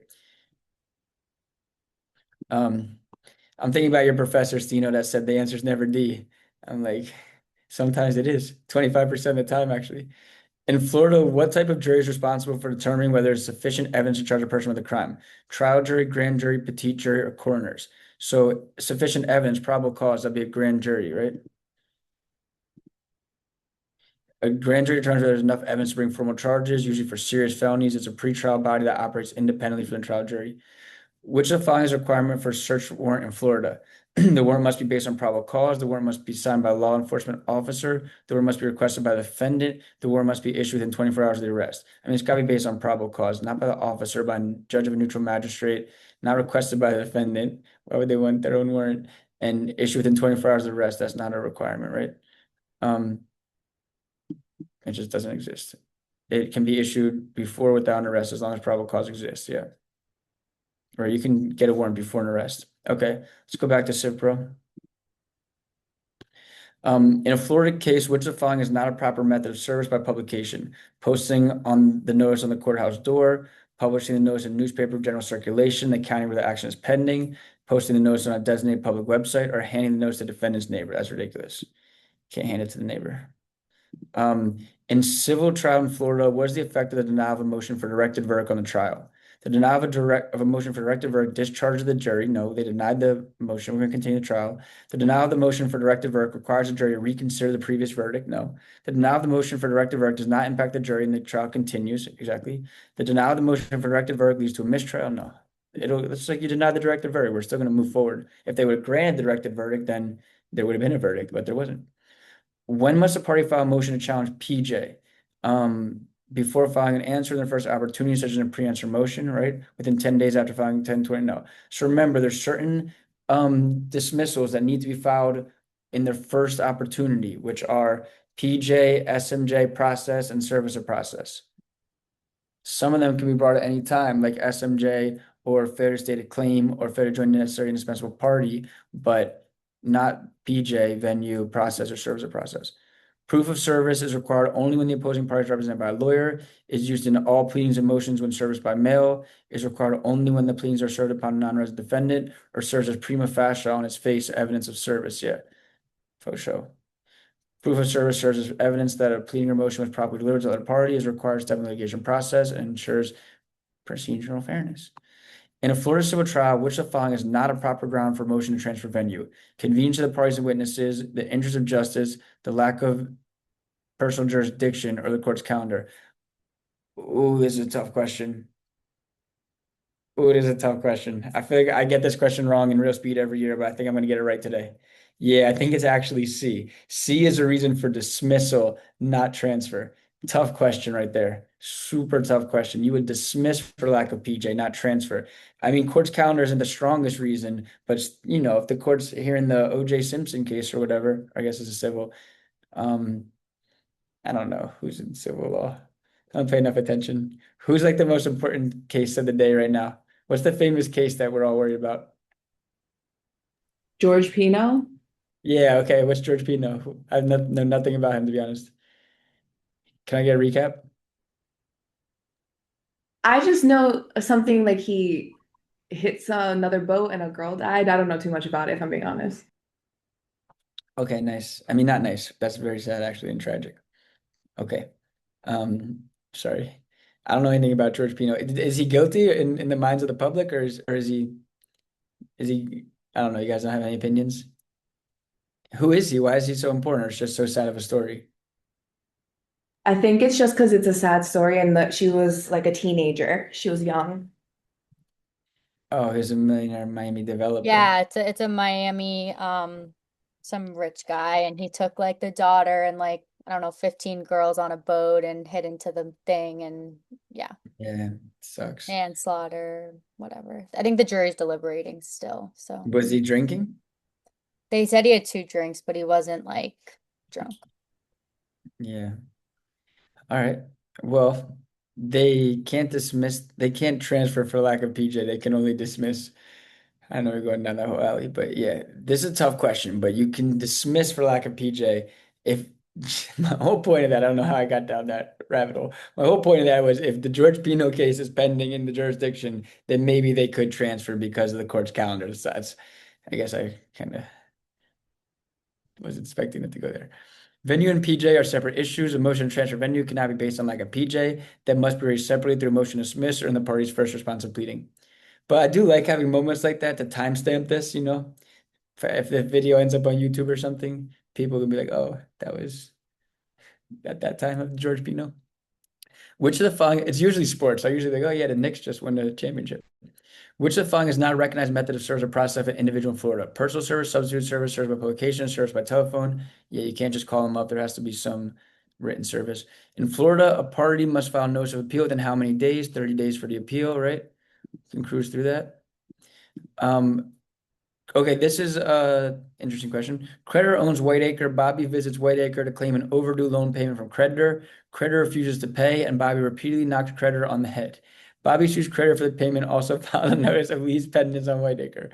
Moments after creditor's motion for summary judgment is dismissed, Bobby files a notice of voluntary dismissal. The impact of the notice is voluntary dismissal is going to automatically cancel lease pendants. I feel like this was so unnecessary. They knocked him on the head, but they'll definitely do that. They definitely are creative. Honestly, Florida multiple choice section is like a little bit wild. Like I remember noticing like some like spelling errors or like like grammar, you know what I mean? Like it's you just gotta take the test as it's going. You can't stop it and be like, hey, you guys made a grammar error on this question. Like you just gotta keep moving forward. It's a tough test, but they'll put some weird stuff in that, like, a kitty cat walked across the table as like a red herring or something, So in Florida, what is the maximum time limit after the entry of judgment to file a motion for relief on the ground of mistake, newly discovered evidence, or fraud? So it's got to be 1 year, right? 1 year. No time limit would be like fraud on the court or the judgments are void or a clerical error. They can be brought at any time. It's the same pretty much as the federal. Which of the following is not a proper ground for a motion to disqualify a judge in Florida? Personal bias or prejudice against the movement, the judge's prior representation of a party in the case, the judge's ownership of stock in a party company, or the judge's unfavorable rulings against the movement, right? Just because they moved against George Pino before doesn't mean that that would be a reason to disqualify him. George Pino may have been guilty before for building those arches over Miami, the McDonald's arches. Okay, let's do some Crim Pro ones. In a Florida criminal case, what is the primary purpose of a voir dire? To determine the admissibility of evidence, to select a fair and impartial jury, to present opposing statements, or establish the elements of the crime, right? To select a fair and impartial jury, easy. At a Florida criminal trial, which of the following is not a permissible challenge to a prospective juror? A challenge for cause, a peremptory challenge, a challenge based on race, or a challenge based on the juror's inability to understand English? You know, when I was in jury duty, there was a person, I mean, I was called into it. I got out of it very quickly. Like I didn't have to go through it, but I went to the first part of it. And the guy was on trial for selling fentanyl, and he had this device that was like, this was like years ago too. It was like 5, 6 years ago. He had this device on his ear that translated in real speed, like from English to Spanish, so he could like understand. I thought that was super cool. That was the coolest part of jury duty for me. I was like, I could use one of them when you travel in a foreign country, you could put one on your ear. Um, okay, so challenge based on race can definitely. AirPods do that now. Yeah, I've heard that AirPods are doing that now. I don't love AirPods. I don't like things going inside my ear, but whatever. I use some headphones, but like I use normal headphones. AirPods aren't that bad. It's all good. Okay, so in Florida, which of the following rights does a defendant have at arraignment? The right to be informed of the charge against them, the right to enter a plea, the right to be represented by attorney, or all the above. Yeah. Okay. In a Florida criminal trial, which of the following motions would be appropriate to change the admissibility of evidence? Man, if I only had AirPods on Thursday, I might have been able to finish my trade. So, motion to dismiss, motion to suppress, motion for judgment of acquittal, or motion for a new trial. Yeah, admissibility would be to suppress, right? We're not going to dismiss, we're going to suppress. When determining whether to grant a pretrial release in Florida, which of the following factors can judge consider? The nature and circumstance of the offense task, immunity, the offense criminal history, or all the above? Yeah. It's going to be convictions, not arrest. That is a tough one, but they can't consider I'm sorry, they can't consider arrest. They can only consider convictions.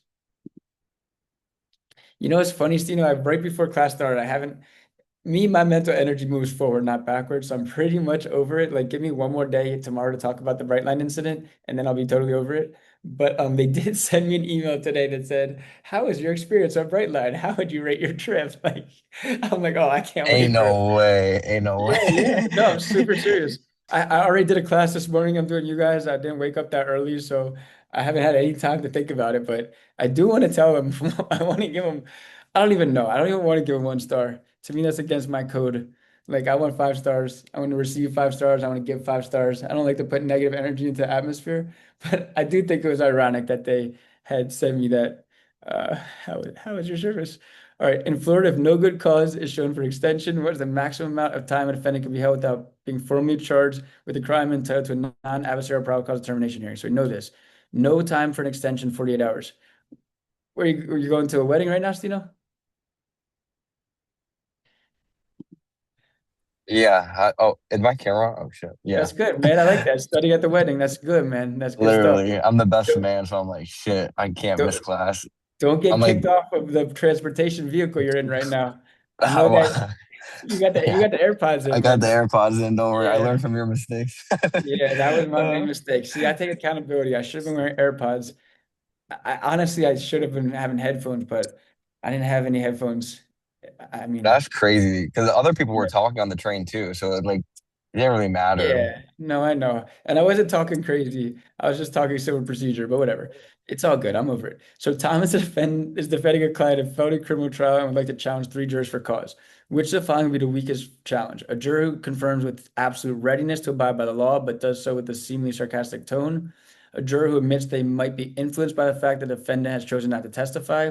a juror who voices doubts about your client's claim of self-defense, a juror who has previously worked as a paralegal in a law firm specializing in criminal cases. So I think it is A here. Even though he did it in a sarcastic tone, he still said he would abide. Where this one, if he might be influenced by his decision not to testify, you can't. Pleading the fifth, you can't make a presumption. A juror voices doubts about your client's claim of self-defense. I mean, that's like for cause that he's already made an opinion. And jurors previously worked as a paralegal in a law firm specializing in criminal cases. I mean, that's not the strongest challenge, but I still think that just because he said in a sarcastic tone, there's nothing that really gives a reason to remove him. It's a weird question. Which of the following would not be an appropriate subject for a judge to inquire into when considering pretrial release? The defendant's previous convictions, the defendant's employment status and history, the strength of the prosecutor's case against the defendant, or the defendant's ties to the community. So yes, you're not really looking at the strength of the case. You're just looking at the severity of the charge and your criminal history, your ties to the community, convictions, not arrests, right? And employment status and history, right? If you haven't had a job or anything, you've been out in the streets per se. Daniel was charged with an assault. The trial commenced on a Tuesday morning. The jury was selected, sworn in, and released for the day. Since Wednesday was a public holiday, the judge instructed jurors to return on Thursday. The trial resumed on Thursday morning at 9 a.m. By late afternoon, the judge gave the jury the instructions, okay? Due to the lateness of the hour, the jurors were sequestered for the night to begin deliberations in the morning. On Friday, the jury reconvened but was unable to reach a verdict. The trial judge then allowed the jurors to go home for the weekend. That's very problematic. On Monday morning, the jury reconvened and delivered a guilty verdict. On appeal, which of the following is Daniel's strongest issue for seeking reversal? And also, Stino, this is a heavily 98% modeled off of FBB question. So that's what I was saying. They're kind of like fact patterns where they like it, but compared to the MBE, Florida questions are shorter. I'll tell you that. One thing that we haven't captured on our Q bank, because this Thinkific doesn't have the capacity for it, is I mean, I could probably figure out how to do it, but they have questions, a few, not many, but a few that are like A is 1 and 2 and B, like B and C, and then 2 is like 1, 2, and 3 only. C is 1, 2, and 4. You know, like it'll give you a question, it'll give you some options, and then A, B, C, and D will be like 1 and 2 only, 1, 2, and 4, 1, 2, 3, 4, like that. They do have some of those questions which can suck. So like just be prepared for that. That's why I'm saying over prepare for the Florida bar exam. It's a tough test, and they do have some questions like that. And yeah, it's a tough test. But here, the fact that jurors did not start considering evidence until several days after they were impaneled, the fact that the jury was allowed to go home after being sworn, the fact that the jury took several days to reach a verdict, the fact that the jury was allowed to go home after beginning deliberations, definitely after beginning deliberations, because now you go home, watch the news, you saw that George Pino had donated money to charity, like, you know, it could change your mind. When determining when to grant pretrial release, a Florida court cannot consider which the following factors: the nature and circumstance of the offense ties to the community, the defendant's criminal history, the defendant's parents' criminal history. That's ridiculous. You can't consider the parents' criminal history. I'm going to keep going. I know class is supposed to end at 1, but like, you know, this is my last class of the day, so I'll probably just keep going. But you guys can obviously check out whenever you want, or you can stick around. I'll try to get through it quickly. In Florida, who can a plaintiff typically serve the process on when suing a corporation? The corporation's registered agent, any employee at the corporation's principal place of business, the corporation's mailman, or the corporation's customer. Definitely you can serve it on the registered agent. What is the maximum number of peremptory challenges each party is allowed in a Florida civil case, assuming there's only one plaintiff and one defendant? So 3, 4, 6, or 10. It's a civil case. You can only get 3, right? In a civil case in Cook County Circuit Court, the defendant is preparing his closing argument for the jury when the defendant stands and announces that he's dismissing the action. The defendant protests on the grounds that the court has previously denied plaintiff's motion for summary judgment, and the plaintiff had previously dismissed the suit on the same cause of action. If the facts stated by the defendant are true, the result will be the trial proceed because the plaintiff cannot voluntarily dismiss after having a motion for summary judgment denied. The trial will stop because the plaintiff can dismiss until the jury returns a verdict, and the plaintiff can dismiss a suit twice without prejudice into dismissal rule. The trial will proceed because the plaintiff cannot dismiss at this stage of the proceedings without a motion to court enter. The trial will stop because the plaintiff has timely dismissed the action, but the decision will be with prejudice. So, what happened here? He's preparing his closing argument when he stands and announces he's dismissing. Okay, he can dismiss there. You can dismiss all the way up until the verdict, right? The defendant protests on the ground that the court has previously dismissed the motion denied it, and he had previously dismissed. So he previously dismissed. So this is to dismissal. He's dismissing now for the second time. He can dismiss, but he's not going to be able to bring it again. So I actually kind of like D here. The trial will stop because he's timely dismissed the action. I agree with, but the dismissal will be with prejudice because it's the to dismissal rule. C says the trial will proceed because he cannot dismiss at the stage. That's not true. The trial will stop because the plaintiff can dismiss until the jury returns a verdict. That is true. And the plaintiff can dismiss a suit twice without prejudice. That's not true. It'll be with prejudice. I like D here. Yeah, I think I'm the only one still playing the game right now, but whatever. Whatever. You guys should have been there for my next gen class this morning. Those questions are crazy. Which of the following is not a valid basis for seeking a preliminary injunction in Florida? To preserve the status quo pending trial, to prevent irreparable harm, to punish the defendant for contemptuous behavior. It's never to punish. To protect the plaintiff's likelihood of success on the merits. We're not going to punish in a TRO. A few days prior to the scheduled court hearing in a civil lawsuit, defendant thought about filing a motion to dismiss the case. Defendant had never filed such a motion before. Defendant was aware that plaintiff would likely file a motion for default judgment as soon as the court took place. What is true? Defendant can file a motion to dismiss without seeking court's permission, but the court may impose costs on the defendant. Yeah. And again, Stino, I know you're at the wedding, but this is very similar to a FPB question. Defendant can file a motion. Yeah, you guys show us you're there. Yeah. You're good. You're good. You're good, man. Defendant can file a motion to dismiss without seeking court's permission, and defendant would have to pay costs only if defendant presented the same defense against plaintiff again. Defendant will be subject to pay costs only if the court approved the dismissal with prejudice. Defendant will be subject to pay costs only if plaintiff succeeded at trial. Yeah, they can impose costs. A is true. Are you in Florida, Stino, or you're out of state? Yeah, I'm in Sarasota right now. It's gotta be hot, right? Dude, it's hot as fuck. Yeah. Like, it's crazy. God bless the summer weddings in Florida. The rehearsal dinner yesterday, I was like, can we go back inside? Yeah, And they no. wouldn't, yeah, they wouldn't let us inside for some crazy reason, even though it was hot. Sometimes But you gotta stick it out for whatever the bride wants, you gotta do, you know? In a Florida civil case, John files a complaint against Mary. Mary believes that John's complaint does not present a valid claim. What is Mary's best course of action? Mary should ignore the complaint because it's invalid. Mary should immediately file a motion for summary judgment. Mary should file a motion to dismiss. Mary should wait for the court to dismiss the complaint. So not a valid claim, you should file a motion to dismiss because, you know, it's a 12B6 failure to state a claim. I mean, again, not in Florida, it's a 1.144B, but whatever. You know what I'm talking about. In federal, it's 12B6, same concept. Susan is the lead plaintiff in a class action lawsuit claiming that a local grocery store has been involved in a misleading and deceptive pricing strategies.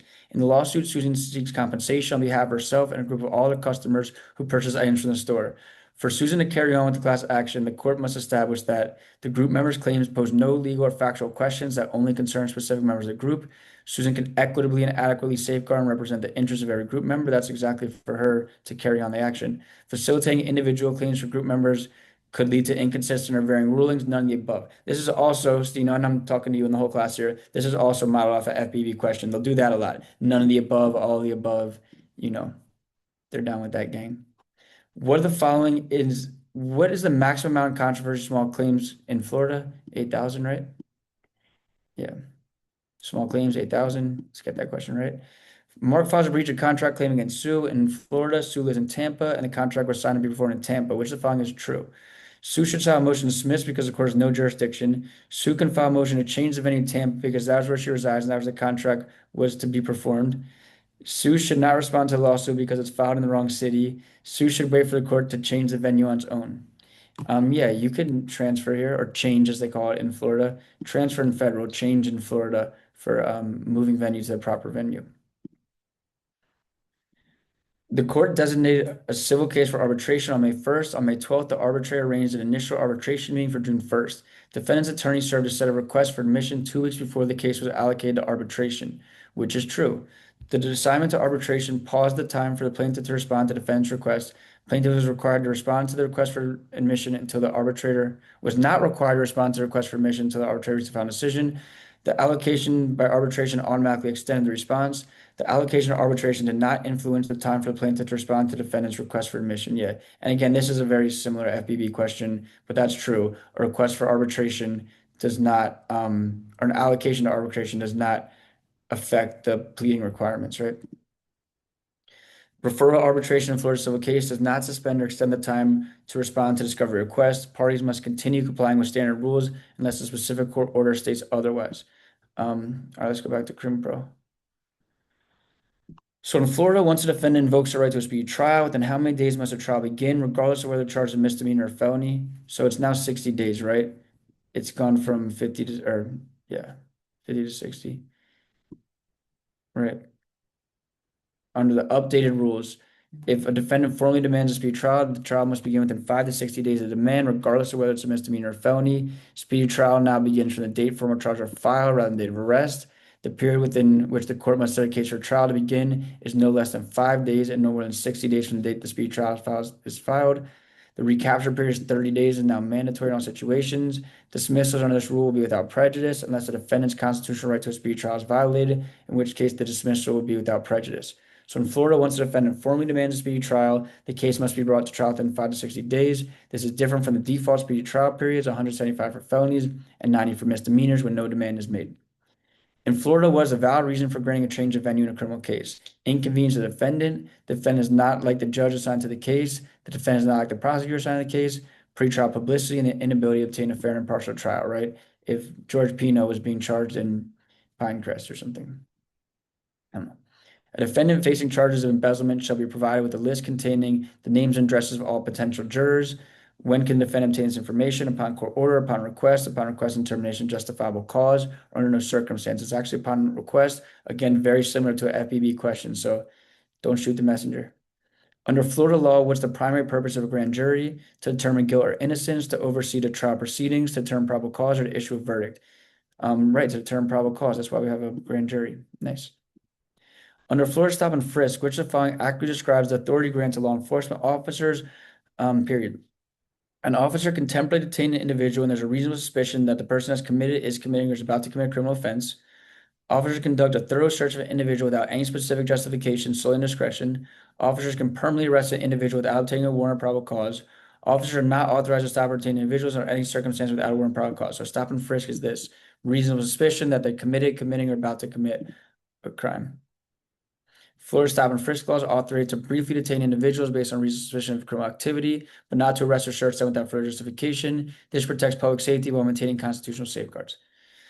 At a Florida preliminary hearing, what rights does the defendant have? The right to present evidence, the right to cross-examine witnesses, the right to testify, or all the above for sure. Those are the rights. What is the following is not a valid reason for requesting a judge to recuse himself from a Florida criminal case?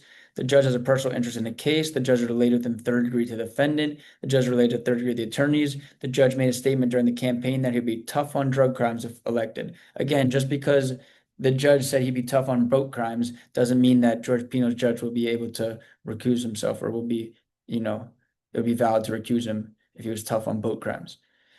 That just happens to be the way he is. The state charges two defendants, E and F, with unrelated crimes in one indictment. Prior to the trial, Ethan moves to sever the charge and request separate trials. Again, this is very similar to FB question. Should the court grant the motion to sever? Yes, if severance is necessary to ensure a fair determination of Ethan's guilt or innocence. Yes, if the motion is made within a reasonable time. No, unless Frank agrees to severance. Or no, because the state has the discretion to try multiple defendants in a single trial. I mean, A is the answer here, right? That if it's necessary to determine a fair determination of guilt or innocence. And again, this is a tough question because B is true, right? It does need to be made in a reasonable time. But listen, reasonable timing is important procedurally, but not the main standard for granting the motion. So tough test, right? A court must grant a motion to sever when joint trial of co-defendants would compromise the fairness of proceedings, particularly when the charges are unrelated and present a risk of undue prejudice. In Florida, what's the maximum sentence for first-degree misdemeanor? 60 days and $500 fine. No, not more than 1 year. That's a standard. $1,000 fine. That's the misdemeanor standard. And a first-degree misdemeanor is punishable up to 1 year in jail and $1,000 fine. Always distinguish between misdemeanor and felony classifications. Misdemeanors are less severe and carry shorter jail terms, typically in county jail, not state prison.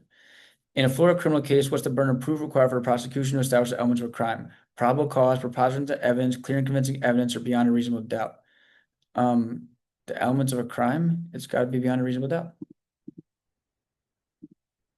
Let's go back to Civ Pro. I just feel it's more manageable this way. In a Florida civil case, how long does the party have to respond to pleading after service? 20 days. We already know that. 20 days for pleadings.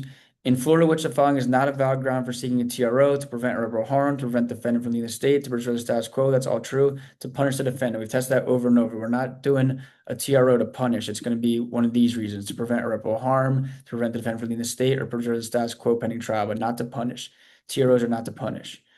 Andrew, that's me, a Florida resident sues Brian, that's my brother, in civil case in Florida. Brian is served with the complaint. Under Florida rules of procedure, how long does Brian have to respond? 20 days. In a jury trial in Florida, after the plaintiff has presented her case, the defendant believes that the plaintiff has failed to produce sufficient evidence to allow a reasonable jury to find in her favor. In response, the defendant's attorney wants to file a motion. What's the appropriate motion for the defendant to file at this point? So they haven't produced sufficient evidence after they present their case. It would be a directed verdict, right? Because after the plaintiff has presented their case, you move for directed verdict. Pleading is just too late. SMJ too late. Stare claim too late. Yeah. It's got to be a directed verdict. It's what they call a JMOL in federal law. In Florida, Can you party go must back to obtain. that? I wonder really fast that one just so this is before trial, but after discovery. No, not really. It's kind of during trial. It's after the opposing parties present evidence. It's the same as a JMOL. So you can move for it. Let's say you're plaintiff, I'm defendant, right? And you present evidence to start. I can move for it right then and there. Let's say same situation. You present evidence, and then I'm like, you know what? I want to present evidence. So then I present evidence. I can move for it right there, right? Or let's say another situation. I present evidence first, right? Can I move for it after I present evidence? No, because you haven't presented yet. But if I present first and then you present second, then I can move. So there's kind of three places you can move for it. But it Got it. always has to be after opponent has presented. That's the whole point of it. JMOL and federal directed verdict in Florida. All right. In Florida, party may obtain a directed verdict. The opposing party fails to present sufficient evidence to support which of the following elements: liability and damages. For sure. You need to present both. If they prove right, like, so there's no liability or there's no damages, you need both to prevail. Under Florida rules, when can a party voluntarily dismiss her case? Anytime before trial, only before discovery, anytime before a hearing on summary judgment, or if none is served before the case is submitted to the jury or to the court for the decision, right? Yeah.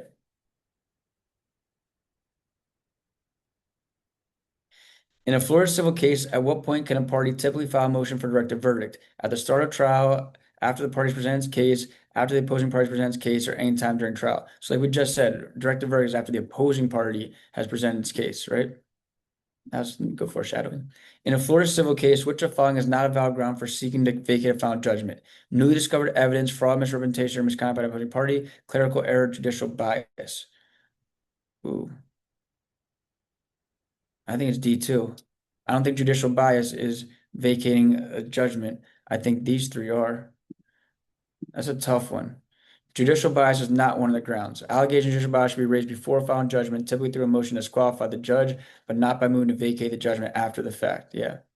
Claims of bias must be addressed during the proceedings. So that's a tough one, but judicial bias isn't after, it's during the proceedings. These are all reasons to vacate. And it's,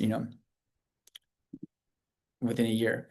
Unless it's clerical error, fraud on the court, or void judgment, then it's pretty much at any reasonable time.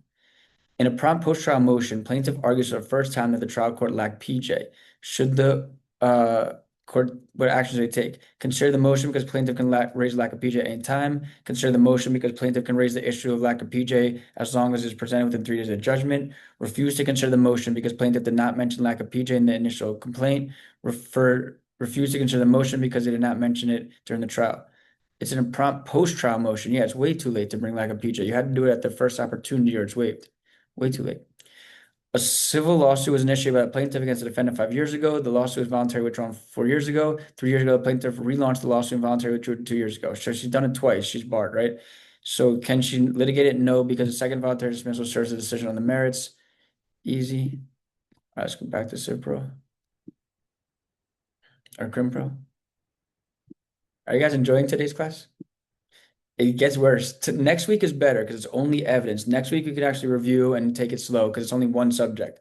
Then the next week is like this, wills and trusts, where it's technically 2 subjects, but not as bad as this week. The following week is tough. Business entities, which is corporations, partnerships, secure transactions, and commercial paper. It's 4 subjects in 1 week. So just, if you can poke ahead to those subjects a little bit, it might be good.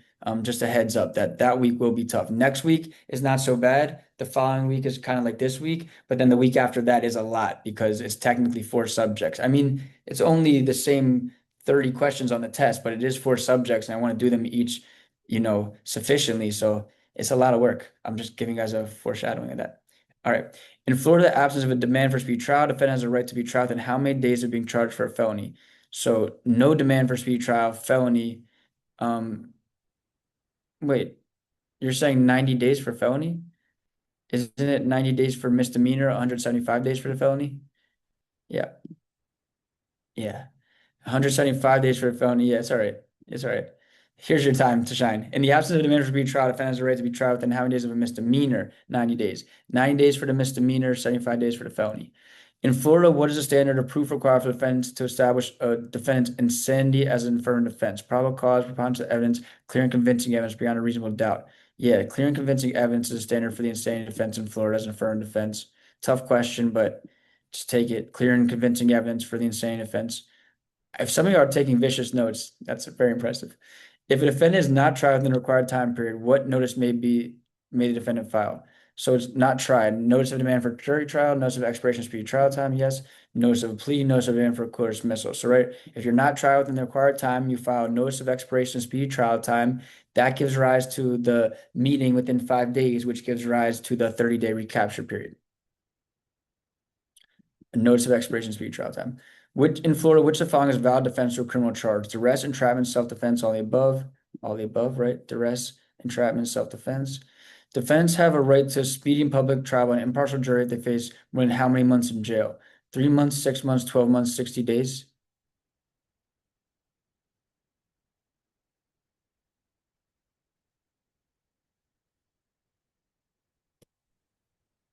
You guys are all saying C here? And there's no way to cheat here. Okay, yeah, B's are coming in strong, right? I think this is B. Oh man. Okay. Y'all came in so strong with the C's there. It was back to back to back. But yeah, this is B. You're confusing it with when do you need to have attorney if you're indigent, right? No, sorry, that's another one. If it's you won't have any jail time at all is if you need to be approved of an attorney if you're indigent. The 1 year is if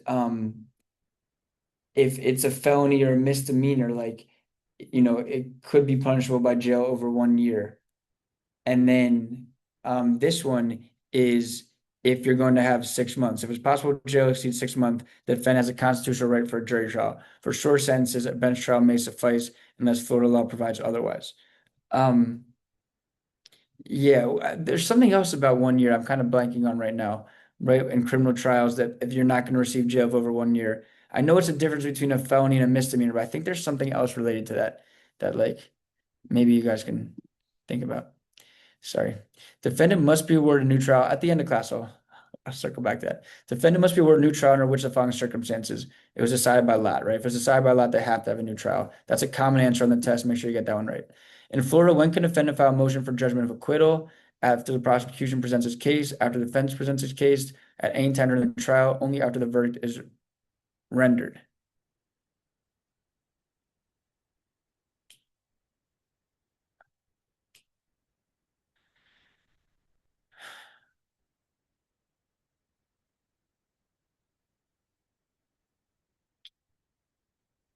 Am I overthinking this one right now? What do you guys think? Only 2 people have answered. This isn't supposed to be a hard question.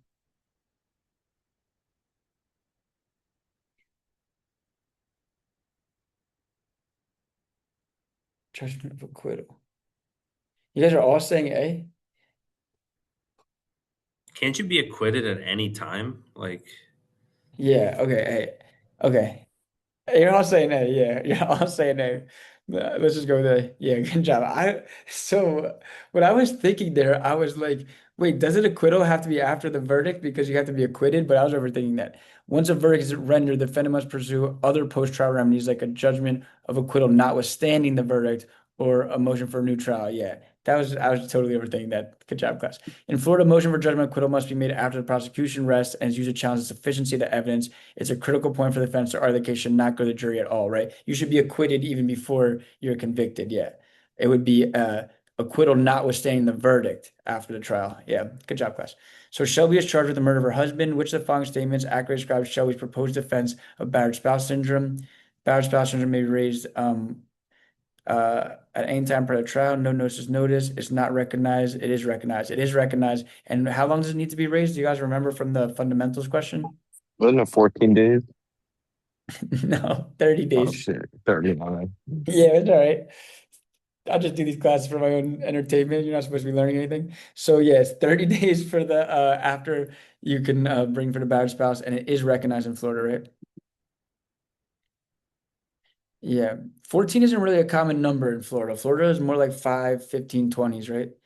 Federal is more 14, 28s, but all right, Andrew is charged with being a nuisance in violation of municipal ordinance, which carries a maximum penalty of up to 1 month in a correctional facility. In this case, the charge against Andrew is classified as a felony because it's punished. So this is the one over 1 year, but it's not. It's a municipal ordinance. It's neither a felony nor a misdemeanor. So it's got to be none of the above. It's a municipal ordinance violation. It's not a felony or misdemeanor. Those are state criminal statutes. All right. We're cruising through this. It's pretty impressive. We definitely like cut our stride. We were going slowly through the fundamental ones, but we're cruising through these. All right. Ethan, Fiona, and Grace were passengers in the same vehicle when struck by an SUV. All three were injured in the collision. Each filed a separate lawsuit against Henry, the SUV's driver. Before the trial, Henry moved to consolidate 3 cases into a single trial. Ethan agreed, but Fiona and Grace objected, which is true. The court cannot consolidate 3 cases over the objections of Fiona and Grace. The court cannot hold separate trials on damages if it holds a consolidated trial on liability. The court can consolidate the 3 cases only if all plaintiffs consent. The court can consolidate all 3 cases. They involve a common question of law or fact, and consolidation would not deprive a party of substantive right. That's definitely the law for consolidation. This is very similar to an FBB question, so take heed to that. Courts may consolidate cases involving common legal or factual issues to streamline proceedings, even over party objections, so long as no party is deprived of a substantive right. In a Florida civil case, what's the purpose of a motion for summary judgment? To request the court to dismiss the case entirely, to request the court to order a new trial, to request the court to enter judgment in favor of the moving party without a trial, to request the court to allow additional discovery in the case. So a summary judgment is to enter judgment without moving forward with a new trial, right? It's like judgment as a matter of law. A motion for summary judgment allows a party to avoid trial by showing that no material facts in dispute, and they're entitled to win under the law based on the evidence already presented. In Florida, Rosie is suing Biscuits Bakery for damages after slipping on a wet floor in the bakery. If Biscuits Bakery wants to file a counterclaim, you got to do it in 20 days, right? 20 days for the pleadings in Florida. In Florida, a party may seek to implead a third-party defendant within how many days after filing the original answer? Again, 20 days for the pleadings. Impleader, 20 days. Don't overthink that. In Florida, it's 20 days for the pleadings. In Florida, which the filing is not a proper ground for motion for continuance of trial. The unavailability of material witness, the need for additional time to complete discovery, inadequate preparation due to a party's illness, or the judge's vacation plans. I mean, from this one, don't learn about how dumb this answer is. Learn about what are the reasons for a continuance. Unavailability of material witness, the need for additional time to complete discovery, and inadequate preparation due to a party's illness. So judge's vacation plans would not be the correct answer there. In Florida, what's the difference between mediation and arbitration? So mediation is typically non-binding, where arbitration is typically binding. So that's true. Mediation involves a neutral third party, where arbitration involves them mutually making a decision. No. Mediation is a formal process conducted in a courtroom setting. No, they're both pretty outside this courtroom. I mean, they're in a courtroom setting, so they're both formal processes. That's actually true. It's formal, not informal. Mediation is typically used for complex commercial disputes, while arbitration is more civil. No, I mean, it's not true, actually. It's actually the other way around. But anyway, A is true, that mediation is typically non-binding, or arbitration is typically binding. A motion for summary judgment may be made by the court on its own motion, the defendant, any part of action, or all the above, right? Everyone can make this, even the court sua sponte on its own. Summary judgment can be initiated by any party or even the court when the facts are undisputed and the only legal issues remain. It's a tool to avoid unnecessary trials when the outcome is legally clear. In a case where Tim's bicycle was hit by Tom's car, causing Tim serious personal injuries, Tim's attorney asked for the jury to visit both the accident scene and the damaged bicycle. What should the judge's decision be regarding this motion?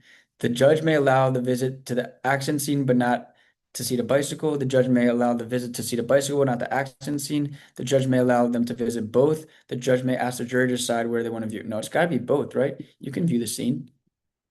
You can see it all. In Florida, which the following is not a proper method of serving a summons and complaint of domestic corporation. Personal service of the corporation's registered agent, service by certified mail to the corporation's registered agent, service of the corporation's president, or service by email to the manager. We can't just send an email to the manager, right? It would have to be a registered agent or the president, and it would have to be via proper service. The key takeaway is initial service of summons and complaint must be compelled through personal service or other authorized statutory methods. Email is not valid for initiating a lawsuit against a corporation. In the Florida civil case, a party may seek to remove a case to federal court based on which of the following: diversity, federal question, diversity and federal question, of course. Of course. All right, pretty solid work. Only 10 questions remaining. This is usually one of the toughest classes of the admin. So you guys are doing a great job. Those of you who stuck it out, power to you, right? This is usually one of the toughest classes of the admin. Under which circumstances may a defendant be charged by information? Only if a non-adversary preliminary hearing has been held and the magistrate has found probable cause, unless the charge pending against him is a capital offense that requires the defendant to be indicted by a grand jury, sure. Unless the defendant is in custody, in which case they're entitled to a preliminary hearing before being charged by information. If the offense is a felony, as a charging document for the misdemeanor is a complaint. So I definitely like B here that, these are the times when you can't charge by information if it's a capital offense or requires a grand jury indictment. In Florida, defendant can generally be charged by information, except in capital cases where an indictment by a grand jury is required. It's important to know. In a criminal trial in Florida, the prosecution offers a plea deal to the defendant and the defendant rejects it. Can the prosecution use the fact that the defendant rejected the plea deal as evidence against them at trial? Yes, the prosecution can use the fact that the defendant rejected the plea deal as evidence of guilt. No, the prosecution cannot use the fact that the defendant rejected the plea deal as evidence of guilt. It depends on specific circumstances of the case. It depends whether the defendant was represented by counsel when the plea deal was offered. So no, we're not going to allow plea deal rejections as evidence of guilt. That would be against your rights, right? Plea negotiations are inadmissible as evidence. A defendant's rejection of plea deal cannot be used against him at trial in Florida or federal courts. This rule opposes the defendant's right to a fair trial and encourages open negotiations without fear of prejudice. Kind of an evidence question, but whatever. Andrew has been convicted of manslaughter and sent to prison. Yeah, this is me on the train yesterday or Thursday, so it was really going on. You guys got the bullshit story. I was doing more than just teaching Civ Pro. I had the I had the guns blazing.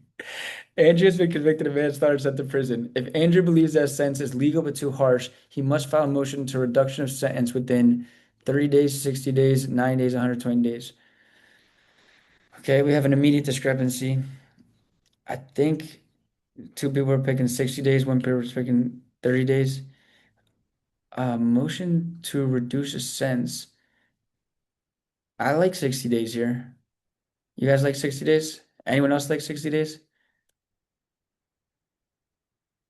I feel like we've gone so far by getting him right. It'd be a shame to get this one wrong.